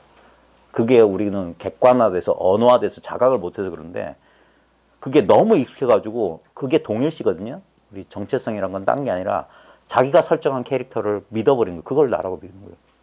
근데 그 믿음이 강하면 강할수록 이 불만족과 고통은 옵니다. 이 깨달음의 힘은 뭐냐면 이 성품을 밝혔다는 건 뭐냐면 그런 캐릭터가 없다는 거예요. 실제로는 그런 캐릭터, 왜냐면 그런 캐릭터는 분별되잖아요. 나와 남이 다를 수 있잖아요. 그게 아상, 인상 등등의 수장, 사상을 얘기하는 건데 그것의 정체를 보는 겁니다. 그래서 붓다는 그걸 무아라고 했던 거예요. 그런 나는 없다 이 말이에요. 고정불변한 나는 이런 사람이다. 소심하고 어쩌고 저쩌고 저쩌고. 근데 우리는 일상생활에서 이렇게 서로 차별되는 현상 속에 살다 보면 우리 역할놀이를 해야 돼요. 모습놀이를 하다 보면 자칫하면 다시 여기에 갇힌단 말입니다. 이게 참 힘든 것 같아요. 그래서 뭐 늘 깨어있으라는 동 어쩌라는 동 그런 말을 하는 것 같은데 그래서 하루 24시간 가운데 이게 올곧게 그냥 이 일 하나뿐 그걸 의식적으로 하는 건 아니더라도 그러기 참 힘들더라 이 말이에요. 공부를 그건 뭐 해보다 보면 그런 일들이 있을 겁니다. 근데 그럼에도 불구하고 항상 여기서 정신 차려야 됩니다. 예. 그러니까 향자리명득 이 자리에서 밝힐 수 있어야 되는 밝을 수 있어야 되네요. 밝을 수 있어요. 그거밖에 없어요. 예. 딴 길이 없어요. 왜냐면 이게 공부의 좋은 점은 뭐냐면 엎어지고 자빠져도 이 자리고 제정신 차려도 이 자리예요. 여기를 절대 못 벗어나요. 근데 그 스토리 속에 빠지면 여기서 우리 하룻밤의 꿈, 삼국유사에 보면 그 뭡니까? 그 무슨 군수의 딸 좋아해가지고 그래 꿈속에서 평생 살다가 자식도 다 걔한테 물려줬고 그래 깨보니까 꿈이더라. 그래, 하룻밤새 머리가 하얘졌다. 그래. 자기가 지금 창작하고 있는 왜냐면 전부 생각이 실제처럼 느껴지는 게 고통, 불만족인 겁니다. 그냥 생각일 뿐인데 그 생각 때문에 우리는 불안하거나 두렵거나 걱정되잖아요. 그게 참 그 환상의 힘이라는 걸 무시할 수가 없어요. 그 환상의 힘이 나온 뿌리가 이건데도 우리는 그 환상 속에 자기도 모르게 거기에 한번 갇히면은 정신 차려서 빠져나오기 전까지는 고통을 고스란히 겪어야 됩니다. 근데 제일 그 어린애 같은 사고방식이 뭐냐면 이걸 깨달음을 그게 법상이거든요. 법상을 가지지 말라는 얘기가 아니면 이래야 되는데 라고 하면은 그것 때문에 또 다른 고통이 와요. 그게 있기 때문에 항상 이 환상의 법칙은 뭐냐면 하나만 생기는 게 아니라 항상 1+1입니다. 하나가 있으면 하나가 더 있어요. 이것이 있기 때문에 저것이 있다 이거예요. 우리 앞 시간에 금강경에서 법도 취하지 말고 비법도 법도 버려야 하거나 하물며 비법이냐 뭐냐면 그게 둘이 아니기 때문이에요. 쌍으로 일어나기 때문에 어떤 것에도 머물지 않아야 된다. 그래서 마음을 허공처럼 텅 비워라. 온갖 표현하는데 그게 깨어있으란 말도 되고 정신 차리란 말도 되고 근데 이제 그거는 공부하는 각자마다 그때부터는 좀 뭐야 돼. 이 공부가 깊어지면 진짜 이건 자기한테 의지할 수밖에 없어요. 처음에는 막 저도 스승 의지하는데 지금은 점점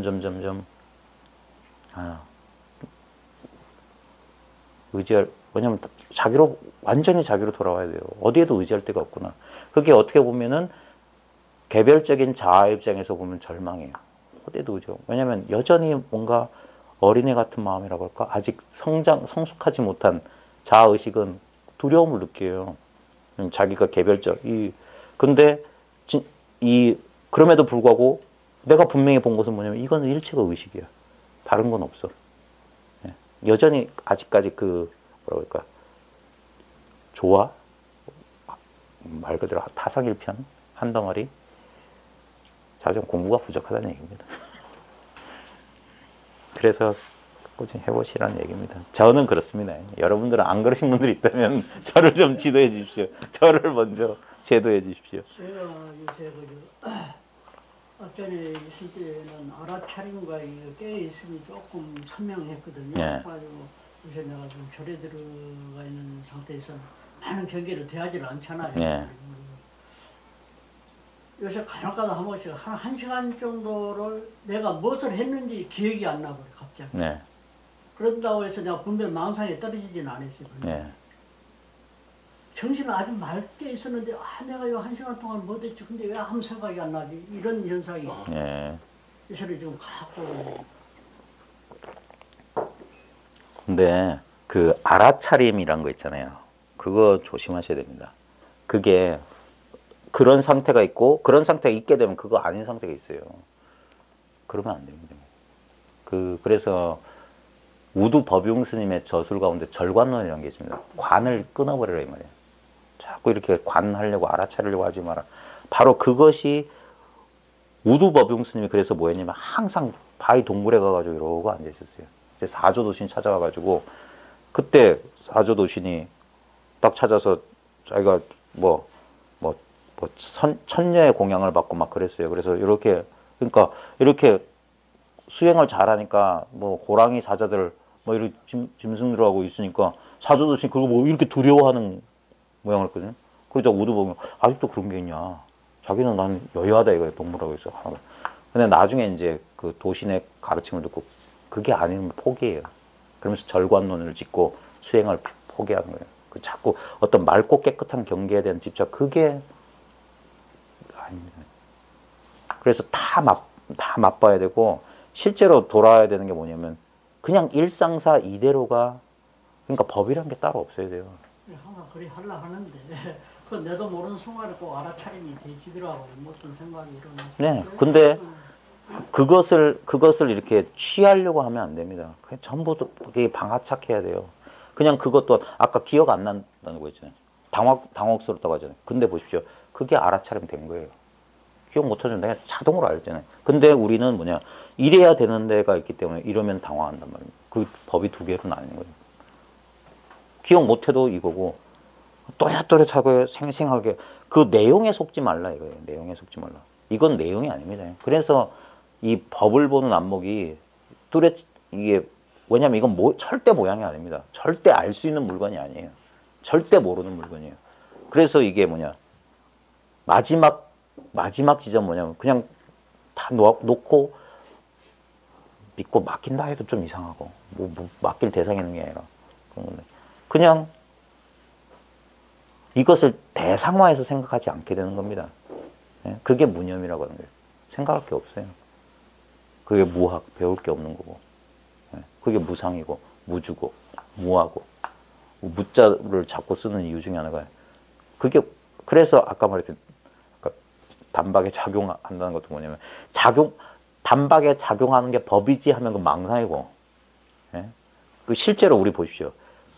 실제 우리 생명 활동은 생각 안 합니다. 눈으로 보는 건 생각해서 보는 게 아니잖아요. 귀로 듣는 거. 지금 이렇게 실현되고 있습니다. 근데 여기에 또 하나 생명 현상 중에 하나가 뭐냐면 우리의 사고작용인데 우리는 이걸 지나치게 이걸 중시하고 있다는 거예요. 이걸 나랑 동일시하고 있다는 거예요. 여기서부터 벗어나기가 정말 뿌리 깊다. 이게 왜냐면 이게 교학적으로 하면 이게 제 7식이에요. 말라식이라. 행위의 주체라. 주체의식이라. 이것 때문에 우리는 만족과 불만족, 고통과 불행, 불안을 겪는 거예요. 이것이 항상 짝을 이루어서 그런 경계와. 근데 이 두 가지가 분명히 공성임을 밝혔음에도 불구하고 여전히 아직도 그게 있대요. 여전히 그래서 이걸 어쩔 수 없어서 설명하려니까 습관이다, 습이다, 버릇이다, 버릇. 이 버릇 습관이 좀 돼야 되는데 이게 하루 아침 안 된다.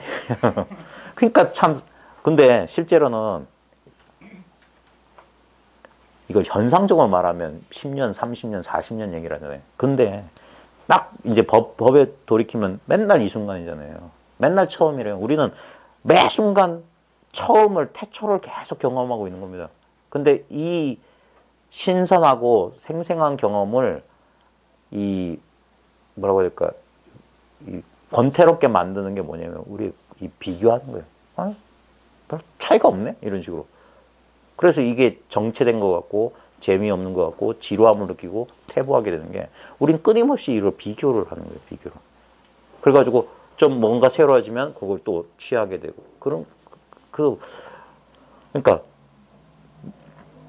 그 미묘한 부분을 말로 설명하기가 저도 아직 잘 안 됩니다. 전 나름대로는 최선을 다하는데 그래서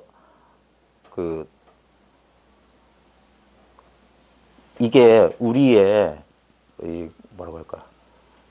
좀 어디서 좀 배운 사람이 이게 우리 심리학 실험실입니다.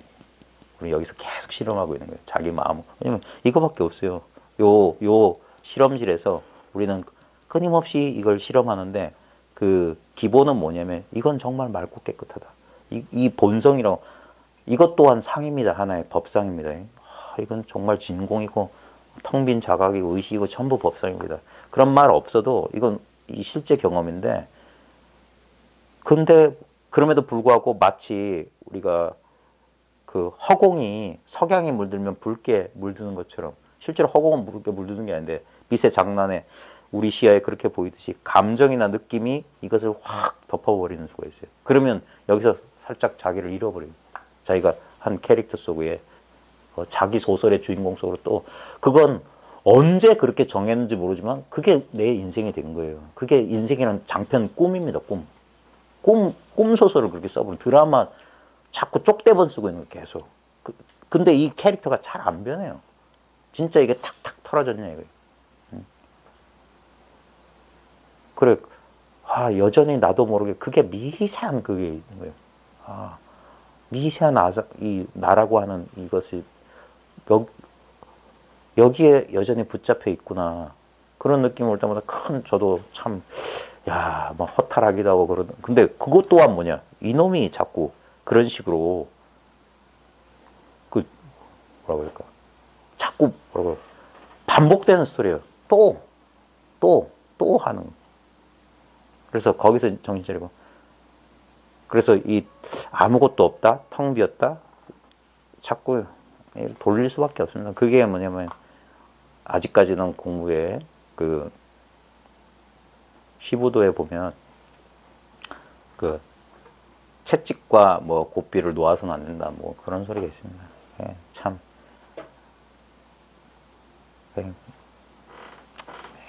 딴 길이 없어요. 공부해봐. 자기가 애를 써야 됩니다.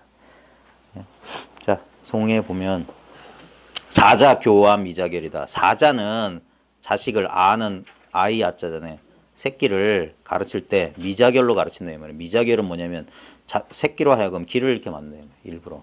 지금 저 운문스님이 동산한테 처음 내가 3차례 때릴 걸 봐줬다. 이게 내가 뭘 잘못했지? 하고 헷갈리게 만드는 거예요. 헷갈리게. 그 선에서 왜 이렇게 허무맹랑한 것 같은 생각을 쓰냐면 그 자기의 고정관념 기본신념을 흔들어 놓는 거예요. 그래가지고 뭐 과거가 있습니까? 물어보고 당연히 과거 있고 우리 쓰는데 자기도 그렇게 하면서 그런 식으로 흔들어 놓는 거예요.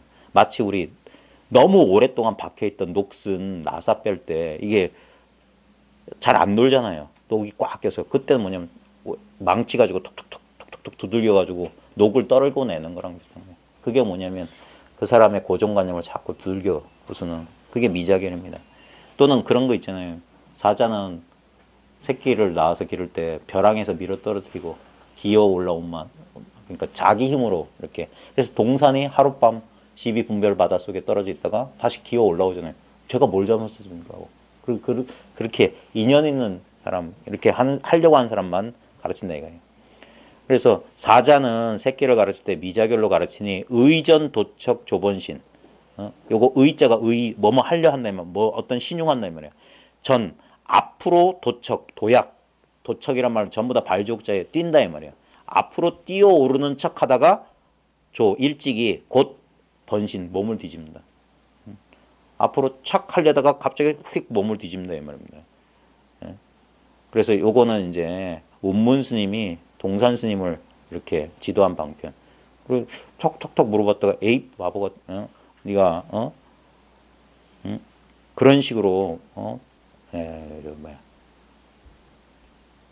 그 앞에 내가 너 3번 때릴 거 내가 봐줬다 이런 식으로 한번 돌이켜준다 이 말이에요. 그러니까 무단제서 당도착 무단이 여기 단이라고 하는 거 끝단자 단서 뭐 그런 말인데 그러니까 이유 없이 느닷없이 말입니다. 제서 거듭 이 서자는 서술하다 펼치다 이 말이니까 거듭 펼쳐서 거듭 가르쳐서 느닷없이 거듭 가르쳐서 당도 딱 정면으로 딱 부딪히게 만든다. 그러니까 이 밥통아 이게 이제 다시 가르친 거잖아요. 이 밥통아. 그리고 네 멋대로 이렇게 강소호남으로 돌아다녔느냐. 그래서 딱 정면 전곡을 딱 찔렀다. 정면으로 부딪히게 만들어졌다. 그러니까 전전. 전자는 화살전입니다. 앞에 화살은 유경, 오히려 가벼웠는데 너 3번 때릴 거 내가 봐줬다 한 게 앞에 화살입니다. 근데 후전은 심이다. 뒤에 화살은 깊었다. 제대로 적중했다. 밥통아, 그러고 네가 돌아다녔느냐 했을 때 한번 돌이켜봤다 이 말입니다. 그런 내용입니다. 우리 본 교재 잠깐만 볼게요. 동산의 새방망이. 자, 108쪽. 운문의 호통에 문득 정신 차린 동산이 다시 강서로 호남으로 싸돌아다녔으나 이제는 가는 곳마다 운문과 함께 다니니 다시는 밥통이라 꾸지람 듣지 않았다네. 이것도 이분의 이제 평가죠. 그러니까 근데 보십시오. 아까 제가 말씀드렸지만 이걸 돌이켰다 하더라도 너 최근에 어디서 왔냐 했을 때 꼭 방바닥을 치고 그럴 필요는 없습니다. 그냥 사도에서 왔습니다. 그래봤자 예전 그 사람이에요. 이 공부에 참 이게 미묘한 겁니다. 역설적인 면인데 변했는데 변한 바가 없어요. 변한 바가 없는데 분명히 변했고 달라졌어요. 근데 그러니까 상의 입장에서 보면은 달라진 게 없습니다. 달라지긴 뭐가 달라져요. 맨날 똑같지. 근데 이 진실의 입장에서 보면 예전과는 완전히 다른 거예요. 진짜 허상과 이제 허상에 속지 않고 진실을 보게 됐어요. 근데 그게 참 미묘합니다. 이게 왜 이 공부를 깨닫기는 쉬우나 깨달은 뒤에 공부가 어렵다고 하냐면은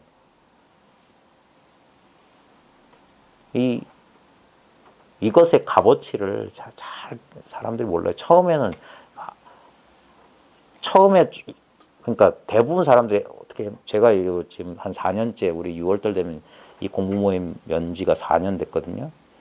그래서 저도 깜짝깜짝 놀란 것 중에 하나가 불과 어렵지 않게 그래 이거 눈앞에 이 사실 아는 사람들이 제법 있었어요. 근데 제가 장담컨대 10년쯤 지나서도 계속 이 공부를 할 사람이 과연 그 처음에 이 사실을 한 사람의 절반의 절반이라도 남아있을까? 전 안 그럴 거라고 생각합니다. 아마 힘들걸요. 정말 아까 말했잖아요. 내면의 투쟁에서 다시 패할 수 있을 겁니다. 예. 그러니까 왜 그 소승사과가 참 좋은 설명인데 임류, 흐름에 들기는 쉬워요. 사다음인가 그건 참 쉬워요. 예? 진짜 그게 언어돼요. 말귀절 한 구절 아니면 한 대 맞고 이렇게 그냥 그 자리에서 이 사실이 있구나. 그게 임류 정도거든요. 근데 반드시 다시 돌아갑니다. 다시 분별망상에 떨어집니다. 그게 뭐냐? 이거 알고 그 밀월 기간 조금 지나고 난 다음에 알긴 알았는데 뜨뜻미지근하니 공부가 안 나가는 것 같고 오히려 이거 알기 전보다 더 내면의 투쟁이 더 왜냐면 이미 예전에 그건 기억도 안 나요. 근데 지금 이 불편함 그리고 상대적으로 어떤 편안한 경계를 맛봤다가 이 불편함을 떨어지면 그게 또 못 견디는 거예요. 그러면 다시 사로잡히게 되는 거예요. 이걸 벗어나려고 회피하려고 하다 보면 예전에 그 낡은 패턴을 또 반복하게 돼요. 정말 힘들어요. 그래서 이 공부는 딴 게 아니라 훈습입니다. 훈습. 예. 이 훈습의 변화 없이는 깨달음이 완성이 안 돼요. 근데 그게 참 힘들어요. 왜냐하면 이건 이론적인 설명, 이런 말로 되는 게 아니기 때문에 그래요. 이건 어디까지나 일종의 가이드고 그렇고 실제로는 뭐냐면 매일매일 매순간 자기의 일상생활 속에서 공부해야 됩니다. 그래서 물론 초창기나 이럴 때 또는 2년이 되시면 좀 경계에 흔들리지 않을 만한 좀 안정된 그런 데서 공부하는 게 좋겠지만 우리 경계라고 하는 거는 알 수가 없잖아요. 우리 천재지변도 있고 제일 중요한 게 자기 생사 아닙니까? 우리가 지금은 건강하고 그래서 이 공부를 할 때 지금보다 더 빠른 순간은 없어요. 지금보다 더 안락한 순간을 기다렸다고 공부할 수는 없습니다. 그러니까 매 순간 이 이 눈 떠 있는 이 시간에 늘 그래서 머리에 불 붙은 것처럼 정말 최선을 다해서 방일하지 말란 말이 그겁니다. 예? 초기 경제는 보고 방일하지 마라, 방일하지 말라. 헛되이 나를 보내지 말라 이거 헛되이. 근데 우리는 조금 이게 공부에 제일 무서운 점이 뭐냐면 조금 안심하는 순간이 있어요. 그래서 제일 안타까운 게 뭔 줄 아십니까? 이거 알고 나서 동력을 잃어버리는 사람들이 있어요. 주위에 저희 모임에 오시는 분들 보면 갑자기 이제 재미가 사라졌다고 하고 그게 뭐냐면 일종의 이게 명현현상 비슷한 거예요. 반드시 그 사람마다 그 습기, 업이 다 달라요. 조건이 다 달라요. 그 조건화된 게 맺혀 있는 것들이 다 다릅니다. 예? 그래서 어떤 사람들은 막 그러니까 사람마다 천차만별의 공부기를 그래서 이게 일정한 그게 없는 거예요. 그래서 항상 뭐냐 1대1 내지는 이렇게 소규모 이렇게 간의 수공업 도제 방식이 될 수밖에 없는 게 그래서 운수라고 해서 자꾸 싸돌아대는 이유가 뭐냐면 한 사람 밑에서만 공부를 하는 게 아닙니다. 저만 하더라도 여러분한테 제가 공식적으로 밝힌 것만 해도 우리 군상가 선생님, 김태환 선생님, 그다음 춘식 스님, 그다음에 간접적으로 김기태 선생님, 그다음에 저도 유튜브 동영상 많이 봤어요. 예. 그때 이제 외국인들 그 토니 파슨스 초기에 토니 파슨스 덕분에 아디아샨티를 알게 됐고 그러면서 이제 무지라든지 요즘은 좀 안 보는데 예전에는 그런 분한테 도움 많이 받았습니다. 그리고 우리 그다음에 주로 저는 뭐냐면 이제 버버집, 어록 이런 데서도 도움을 많이 받았어요. 그러면서 이제 그 과정들이 있었어요. 그래, 근데 사람마다 또 다릅니다. 사람마다. 그래서 좀 스타일이 다른 그런 사람들한테서도 공부를 이렇게 해보다 보면 근데 결국에 뭐냐면 나중에는 진짜 정말 이거밖에 없다. 제가 10년을 권하는 이유는 뭐냐면 그때 되면 이제 자기 살림살이 자기 이제 스타일 뭐라고 봐야 되는지 모르겠네. 자기만의 어떤 공부하는 그게 생겨요. 그러면 이제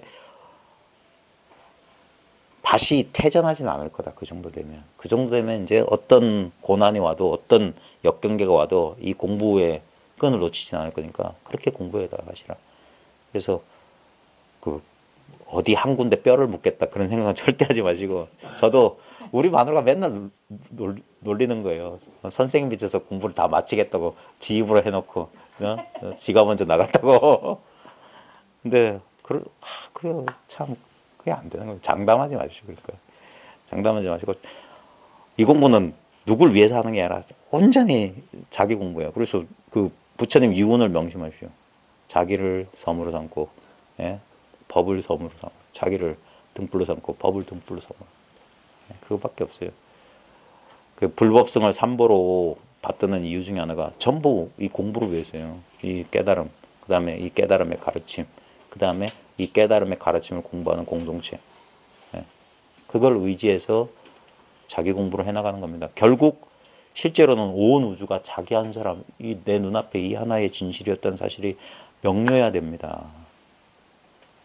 저도 지금 여러분 앞에서 이런 역할놀이를 제가 막 나불거리면서 뭐 아는 체하고 가르치는 체 하지만 저 역시 제 공부길 과연 얼마나 여러분들 제가 공개적으로 하는 이유 중에 하나가 뭐냐면 삐뚤어지는지 바로 가는지 예?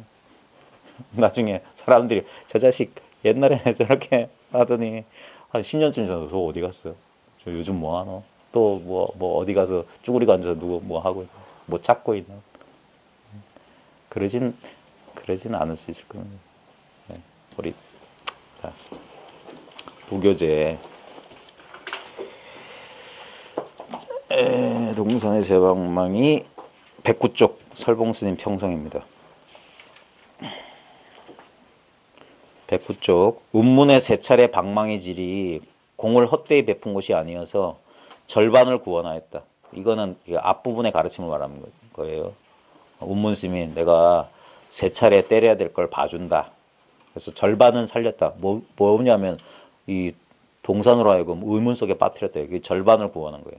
그래서 동산이 올라와서 다시 물어 말 끝에 깨달으니 공안이 원만히 이루어졌다. 근데 이제 동산이 거기서 이제 의문을 가지고 와서 이게 간절하게 물어야 되는 겁니다. 참 이게 시절 인연이라면 시절 인연인 거예요. 누구나 다 이럴 수는 없는데 사람마다 다 인연이 다릅니다. 그래서 자기 공부 인연을 그 허투루 생각하지 마십시오. 왜냐하면 사람들은 이 초창기에 그런 사람들 많았어요. 어떤 이 경험을 저도 많이 그랬습니다. 경험을 막 비교하려는 게 있어요. 절대 비교하지 마십시오. 자기 체험만이 100% 자기 체험입니다. 예. 저 사람은 뭐 무슨 체험 어쩌고 그건 전부 내 망상이에요. 자기가 쓴 소설에 불과한 거예요. 그리고 제가 10년쯤 지나면 여러분도 분명해진다는 게 뭐냐면 이 체험은 같다 다르다 할 수가 없는 거예요. 이건 유일무이한 체험이란 걸 확실하게 알고 아무 내용이 없는 체험입니다. 저도 깜짝 놀랐어요. 10년 동안 내가 헤맨 거 생각하면 그게 여전히 그 망상에 있는 거예요. 그래 체험할 때 그 체험이란 말에 그 속으면 안 된다고 해도 안 됩니다. 체험은 분명히 있습니다. 그게 체험이에요. 진짜 체험이에요. 그 진짜 체험을 하지 않으면 아르마리로 그냥 이런 거겠지. 그건 안 됩니다. 진짜 이건 근데 그게 참 미묘한 지점이에요. 믿기 어렵다는 게 이게 불가사의하다는 건 정말 이게 정말 불가사의한 겁니다. 그래 생각은 정말 이거 한동안 머뭇거려요. 진짜 백척간도에서 그거 제일 두려운 게 뭐냐면 어떤 특별한 거 내려놓는 거 정말 힘듭니다. 사람들은 끝없이 특별한 것에 대한 미련이 남아있어요. 그걸 완전히 내려놓을 수 있어야 됩니다. 그래 정말 이거 아무것도 아니구나. 근데 그러니까 이게 저는 지금 이렇게 말해줘도 지금 한참 여기에 이제 이 사실을 알고 막 뛰어든 사람들이 제법 있거든요. 근데 그분들 막 지금 막 참 걱정스러운 분들이 몇 분 계셔서 그런데 서두르면 절대 안 됩니다. 서두르면 자빠집니다. 예. 급히 서두르면 체하거나 자빠지거나 그래요. 진짜 이건 천천히 진짜 풀끝 하나하나 다 맛보고 지나가야 돼요. 예. 그게 정말 정밀하게 공부를 해야 되는 겁니다. 막 서둘러가지고 막 빨리 뭘 성취해. 그거 또 다른 망상입니다. 반드시 그러면 뭐냐. 지쳐서 나가 떨어지더라고요. 예. 이상하게. 근데 이 공부도 일종의 욕심이거든요. 빨리 어떻게 해맞춰야지. 어떻게 해야지. 하다 보면 그렇게 돼요. 저도 과거에 같이 공부했던 도반들 가운데 지금 과연 얼마나 그럴까. 그러니까 항상 자기 공부는 자기가 제일 잘 알긴 알 텐데 모를 수도 있습니다. 지금. 네. 항상 정신 차리는 수밖에 없어요. 자, 그 밑에 송이에 강서와 호남으로 이렇게 돌아다니다가 지금 저 앞에 말을 끌어다가 이제 한 거예요. 발 밑에 진창이 이미 깊은 줄 몰랐도다. 이것 또한 그 동산에 그 안목 없는 것을 그 비웃는 말이면서도 뭐냐면 바로 발밑이 이미 이거다 이거예요. 발밑에 진창. 예? 예? 강서 호남으로 돌아다닐 때도 다른 물건은 아니었어요. 예? 근데 동산이 이제 그 사실을 몰랐던 거예요. 그래서 뭔가 우리는 전부 다 뭐냐면 저 바깥에 나는 지금 없고 나는 지금 모르고 누군가가 가진 것을 내가 얻으려 구하러 깨달음을 얻으려 깨달음을 구하려 가르침을 받으러 댕기잖아요. 근데 그런 게 없었어요. 예? 이미 발밑에 이미 이걸 깨닫기 전에도 그 사람이었어요. 그 왜 자꾸 그 옛때의 사람이다 그 사람이다, 본래 너다 라고 하는지를 잘 돌이켜 봐야 됩니다. 이것이 미세한 감각이에요. 체험 아닌 체험을 말하는 게 그 사람 체험을 말하는 거예요. 우리 진화 체험, 참나 체험이라고 하는 건 딴 게 아니라, 깨달음 체험은 딴 게 아니라, 이게 그래서 사람들이 믿기 어려운 거예요. 이게 텅 비고 순수한 체험이다. 이걸 공체험이라고 하는 거예요. 근데 공부를 애를 쓰다가 어떤 특이한 경계와 함께 이게 드러나는 순간에 사람들은 대부분 경계에 떨어져요. 그래서 그때 그걸 어떤 그 경계를 잊지 못해가지고 그 경계에 대한 탐착을, 그게 사람들이 좋아하는 감각이 있습니다. 이 쾌의 감각이 있어요. 황홀경도 있고, 그런 어떤 영적 체험을 해보신 분들이 있는지 모르겠는데, 낚시 해보셨습니까? 대나무 낚시. 대나무 낚시에 사람들이 손맛이라고 하는 걸 느껴보셨어요? 이게 일종의 경계 체험도 그 생명의 진동이 있거든요. 그게 일종의 그 우리 기 에너지 체험도 비슷한 겁니다. 진동이 와요, 진동이. 이게 근데 그게 쾌감을 줘요. 그게 저도 초창기에 거기 많이 빠졌습니다. 그게 확 하고 온몸을 훑고 지나가면 정말 황홀경에 들어가고 막 기분이 좋아지고 막 그래요. 예. 그리고 이게 아주 어떤 또렷한 의식의 각성 상태가 찾아오거든요. 그러면 거기는 진짜 번뇌고 뭐가 없어요. 그냥 확 그러니까 의도적으로 그 상태에 막 그걸 집착하게 되고 그렇게 되려고 하고 그러면 안 됩니다. 그 전부 다 그러니까 이 공부한 사람 명심해야 됩니다.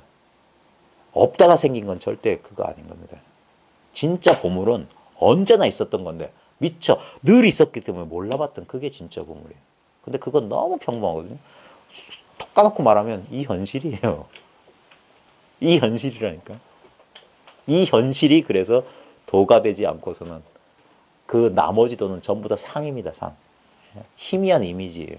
그래서 그것마저 버리라고 하는 거예요. 그게 버려졌을 때 이 현실은 현실이면서 현실이 아닌 거예요.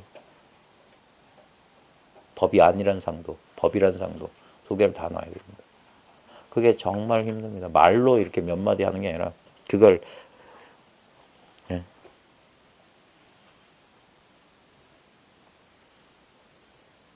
이제 운문의 길을 밟으니 이제 운문 스님의 그 가르침으로 이 밥통화 이 소리에 깨달았잖아요.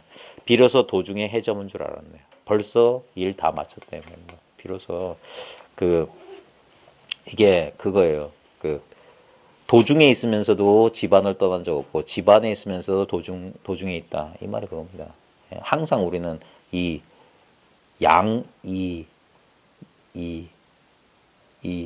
둘 아니면서도 이 둘을 써야 됩니다. 평등 가운데 차별, 차별 가운데 평등이 색과 공이 둘 아니면서 둘로 이렇게 진재와 속재가 나타납니다. 정말 중요한 게 뭐냐면 그 퉁친다는 말, 제가 표현력이 좀 부족해서 그런데 요즘 전부 다 싸잡아서 이거다. 그냥 그거 생각하고 돌리면 안 됩니다. 그게 법이 따로 있다는 소리예요. 이것도 법이지 저것도 법이지 그런 법은 없습니다. 그걸 뭐라고 하냐면 세속의 진리를 이 출세간의 법으로 세속의 진리를 어찌하려 하지 마라 이겁니다. 뭔 말이냐면 이 도 깨달으면 건강 문제 무슨 뭐 직업 문제 이런 게 해결될 거다. 천만의 말씀 만만의 콩떡입니다. 라마나 마하리시 니사르가다타 마하라지 그 성자들 다 안부 죽었어요. 위대했던 성인들을 잘 보십시오. 많은 분들이 병을 앓아가셨어요. 그걸 좋게 해석하면 뭐야? 세상의 병을 가지고 가셨다. 좋게 해석할 수 있는데 그거 절대. 제가 최근에 김선추기경 임종하는 모습을 다큐멘터리 영화를 통해서 봤거든요. 똑같은 인간이에요. 아마 앉아서 죽고 서서 죽은 스님들도 크게 다르지 않을 겁니다. 근데 그분들은 그걸 따질 필요 없고 자기를 자기 마지막 모습을 생각해 보십시오. 그게 공부한 사람은 딴 거 필요 없습니다. 그게 망상. 저도 처음엔 그랬어요. 분상가쌤 맨날 죽음 걱정하는 거 의심했었어요. 저분은 맨날 생사 없다고 해놓고 맨날 죽는 얘기하면 왜 그렇고. 그게 뭐냐. 출세관법 이걸 그냥 무조건 이거다라고 퉁치지 말라 이거예요. 3건 뽑으면 3건 뽑으면 예? 배고프면 밥 먹어야 돼요. 예? 예? 일터에 나가서 하루 일해가지고 월급 받아서 자식들 키우고 예? 그게 아무리 꿈이고 환상이고 물거품 같다 할지라도 오늘도 그러고 내일도 그럽니다. 예? 거기에 매몰돼서도 안 되지만 그것을 아이고 그런 식으로 막 그게 마법적 사고 이렇게 해가지고 그러면 안 됩니다.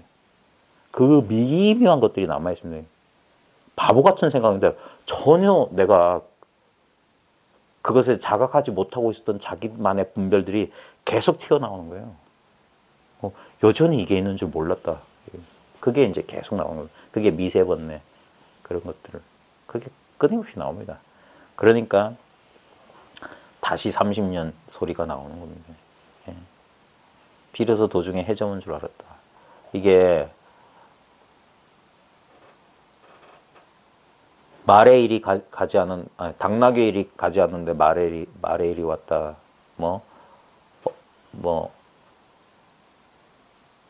밝은 머리가 밝음이 오지 않고 어둠이 그런 말입니다. 이게 지금 이대로다 이거예요. 이대로다. 예. 다시 어떤 일이 되는 게 아니라 이게 참 말로 설명하기가 좀 그런데 제가 능력의 한계를 요즘 많이 느낍니다. 자, 그 밑에 설화 보십시오. 이거 잘 아시는 얘기죠?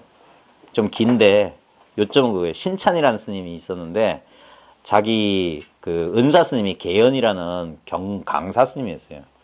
그래서 신찬 스님은 생사 문제를 해결하기 위해서 했는데 맨날 여기선 경만 가르치고 그래가지고 백장선사 문화에 가서 가서 금방 견성했어요. 그리고 다시 자기 은사 스님한테 돌아왔어요. 그 밑에 110쪽에 밑에서 돌리 5줄 계연법사가 물었다. 내 곁을 떠난 뒤에 무엇을 하다가 왔느냐? 달리 한 일은 없습니다. 이게 솔직한 심정이에요. 공부한 게 없어.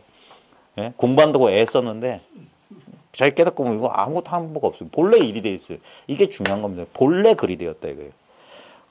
그러자 스승은 그 말을 못 알아듣죠. 고얀 놈. 응? 아무 일 없이 나를 떠나 내 마누라 산에 가서 나무 해오느라. 자, 그래서 나무를 해오자 이제 목욕탕에 물려서 이제 하면서 이 신찬 스님 보십시오. 아까 운문 스님이 동산 스님한테 이렇게 자비 방편을 베풀듯이 이번엔 제자가 스승 등 밀면서 좋고 좋은 법당이로구나. 그런데 법당은 좋지만 부처님이 영험하지 못하다. 이게 모른다 이거예요. 이 우리 스승은. 그러자 그 법소를 듣고 뒤돌아 싹 봤어요. 그러자 이게 자꾸 찔러주는 거죠. 너 최근에 어디서 왔냐? 응? 부처가 영험은 없으나 능히 방광을 이거 작용한다 이거예요. 지금 돌아본대요. 방광을 하는구나. 이것도 모르면서 쓸 줄은 아는구나 이거예요. 예? 그러나 계연법사 이 말을 그냥 벌써 2번 놓친 거예요. 얼마 후 계연법사가 창문 앞에서 불경을 보고 있는데 벌 한 마리가 열리문 쪽으로 놔두고 닫힌 창문으로 나가려는 날개를 버둥거리고 있어요. 이것을 보고 있던 신찬 스님이 나지막히 말했다. 지금 스승은 경보고 있는데 세계가 이처럼 광활한데 기꺼이 나가지 않고 뚫린 문을 안 나오고 저 낡은 종이만 뚫으려는 것은 무엇을 하자는 것인가? 스승 들으라는 소리잖아요. 예. 이게 이제 제가 이 공안과 비슷하다고 해가지고 한 거예요. 1번, 2번, 3번 깨우쳐주는 말을 했잖아요. 계연법성 그 개성을 듣고 생각해보니까 이제 아까 동산처럼 이게 말에 뼈가 있네? 이거 안 거예요. 지난번 목욕탕에 들은 말과 함께 왠지 예사롭지 않은 것 같아 신산 선생님이 물었다. 이게 이제 발심한 거예요. 이게 인연이 있는 거예요.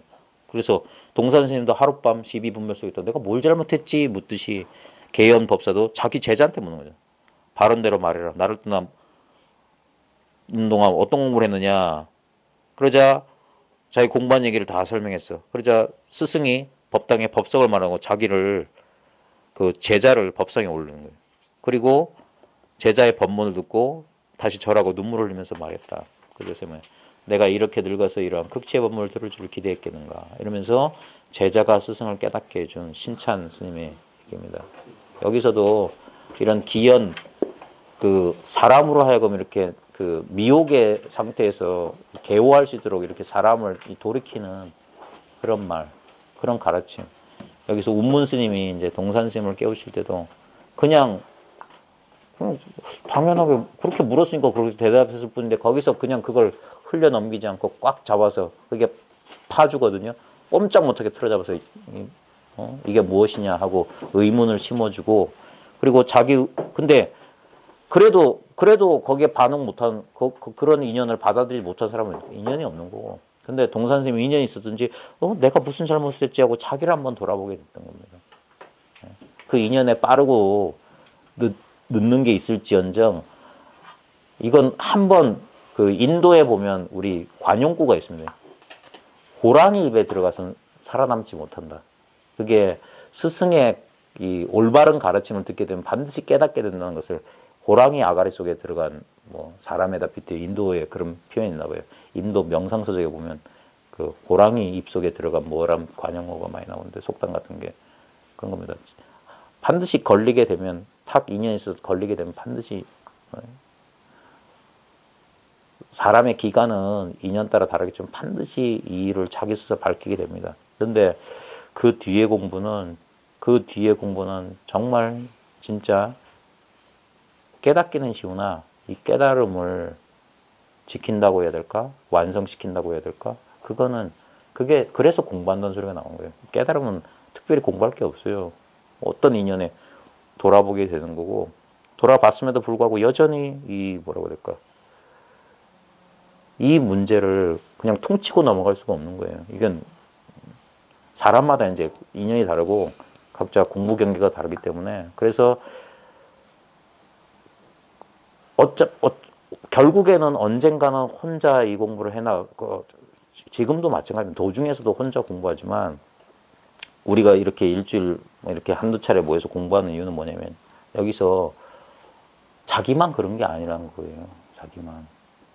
우리 그런 거 있잖아요. 알코올 중독자들 무슨 모임 와가지고 자기 얘기하듯이 이 공부 똑같아요. 생각 중독에서 벗어나려고 하는 사람들이 중독자들끼리 모여가지고 나는 이렇게 해서 벗어났어요. 자기의 하면서 그러면서 서로 공감해주고 지지해주고 마찬가지입니다. 이 공동체 상가라고 하는 것도 마찬가지입니다. 왜냐하면 이게 공부길은 정말 이 공부하는 사람들은 어떻게 보면 외로움 느낍니다. 아무도 이거 몰라줘요. 다행히 저는 집사람하고 같이 공부하는데 대부분 안 그럴걸요. 예? 가족들도 이상한 놈으로 생각. 저도 처음엔 가족들 사이에서 좀 이상한 놈이었어요. 저는 좀 이상하다. 예? 우리 어머니 되게 걱정했어요. 출가할까봐. 저건 집에 있을 놈이 아닌 것 같다. 근데 제가 결혼한다니까 그렇게 좋아하셨어요. 그 이상한 놈, 형제들도 이해 못하고 조금 얘는 좀 이상한 놈이다. 그리고 직장 생활에서 저 사람은 암적인 존재, 뭐 화합에 도움이 안 되는 유별난. 그래서 좀 그런데 이제 이런 그러면 나만 미친놈이 아니구나. 이걸 공감을 얻고 그러면서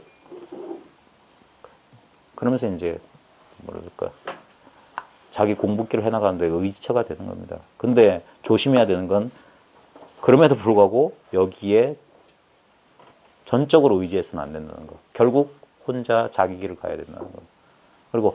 그래서 우리는 헤어지기 위해서 만난 사람들이에요. 그래서 여기 거래가 자유로운 곳이어야 돼요. 공부 모임은 무조건 그래야 돼요. 누가 오든 누가 가든. 그 사람인지라 정들었던 사람이 어느 날 저도 그 비정한 짓 많이 했습니다. 한 7, 8년 다녔던 거사님 간다 소리도 안 하고 뛰쳐나왔어요. 선언. 그래서 수많은 막 무성한 그런 사람들의 그 입방아 있잖아요. 근데 그런 거 신경 안 쓰네요. 자기 공부가 제일 중요한데 남이야 뭐라고 뒤에서 무슨 말을 하든 그게 중요한 게 아닙니다. 그래서 저는 그런 병을 알아봤기 때문에 항상 이걸 열어놓는 이유가 제일 중요한 건 뭐냐면 여기가 목적지든 경유지든 상관없으니까 충분히 공부한 다음에 2년 있으면 공부하고 2년 다 했으면 그냥 갈 길 가셔라. 말없이 떠나셔도 절대. 왜냐면 저는 내가 당연히 받을 과보다 이렇게 그렇지. 내가 그래서 그제서야 나를 가르쳐 주셨던 분들의 그 기분을 저도 느낄 거 아닙니까? 그때 그분도 저랬겠지. 인간적인 뭐 그런 게 있었겠지. 근데도 지금은 그거 많이 거기서 벗어났어요. 그 또한. 왜냐면 이 사실을 하나 밝혔기 때문에 만약에 제가 그분들 등지고 떠나와서 또 엉뚱한 뭐 이런 거 했었으면 전 정말 죽일 놈이고 진짜 배은망덕이고. 근데 은혜를 아는 것이 은혜를 갚는 것이란 말이 정말 그분들하고 인연이 오래되지 못한 건 정말 인간적으로는 죄송하지만 근데 제가 거기를 벗어나서 혼자 방황하던 그때 전 또 다른 인연으로 이렇게 보니까 같은 거였어요. 같은 거. 다른 물건이 없었어요. 그제서야 처음 이 일을 밝혀주신 분의 고마움을 새삼 느끼게 되고 어떤 면에서는 이런 모임은 제 죄를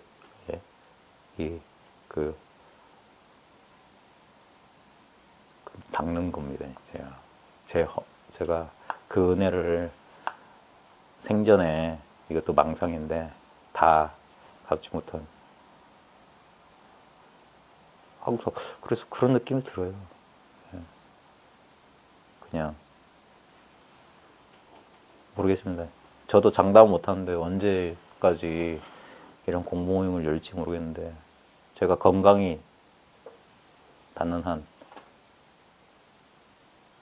처음에는 이제 제가 앞으로 할 10년 동안에 벌써 4년 지났으니까 10년 동안의 공부 모임은 저를 위해서 하는 거거든요. 제 공부가 아직 부족하기 때문에 여러분들이 없으면 제가 어떻게 공부를 하겠습니까? 저도 게으른 거 딱 좋아하거든요. 딱 소파에 들어서 TV나 보면서. 근데 저희 스님도 그러세요.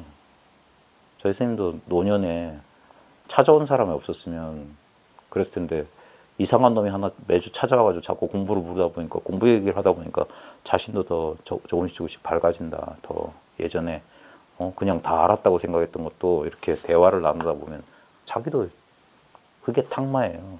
일방적인 건 없습니다. 항상 이렇게. 그게 이 공부의 좋은 점이에요. 자기도 이익되고 남도 이익되고 그게 자리이타거든요.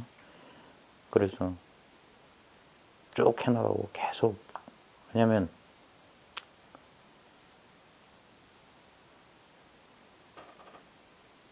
아직까지 이것보다 더 좋은 걸 잘 모르겠어요. 정말 힘들고 어떨 때는 그럴 때도 있지만 이 공부만큼 더 좋은 건 잘 아직까지 모르겠습니다. 그래도 꾸준히 아직 모자라지만 저 역시 열심히 하실 테니까 여러분들도 인연 따라 공부하시다가 반드시 공부를 기왕 시작하신 거 철두철미하게 해주시라. 그래서 저보다 훨씬 더 밝고 분명한 안목을 가지셔서 기회가 되시면, 인연 되시면 다른 분들을 위해서 그냥 아낌없이. 네. 그리고 이렇게 제가 주제 넘은 얘기인데 좀 자기보다 어려운 사람이었으면 좀 베풀고 좀 그러십시오. 저도 하려고 노력하는데 잘 안 되더라고요. 저도 네.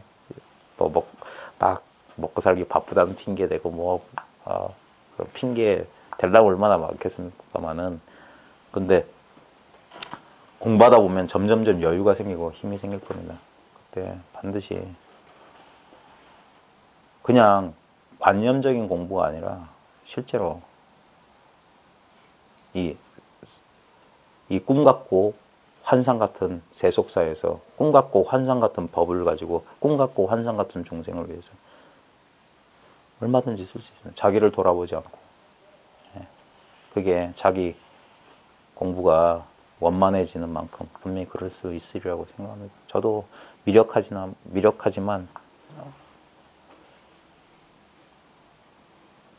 나름대로 최선을 다합니다. 제 최선은 이거예요. 예. 아유, 죄송합니다. 요즘 망상이 너무 많아진 것 같아요. 죄송합니다. 수고하셨습니다. 수고하셨습니다. 아닙니다. 아이고.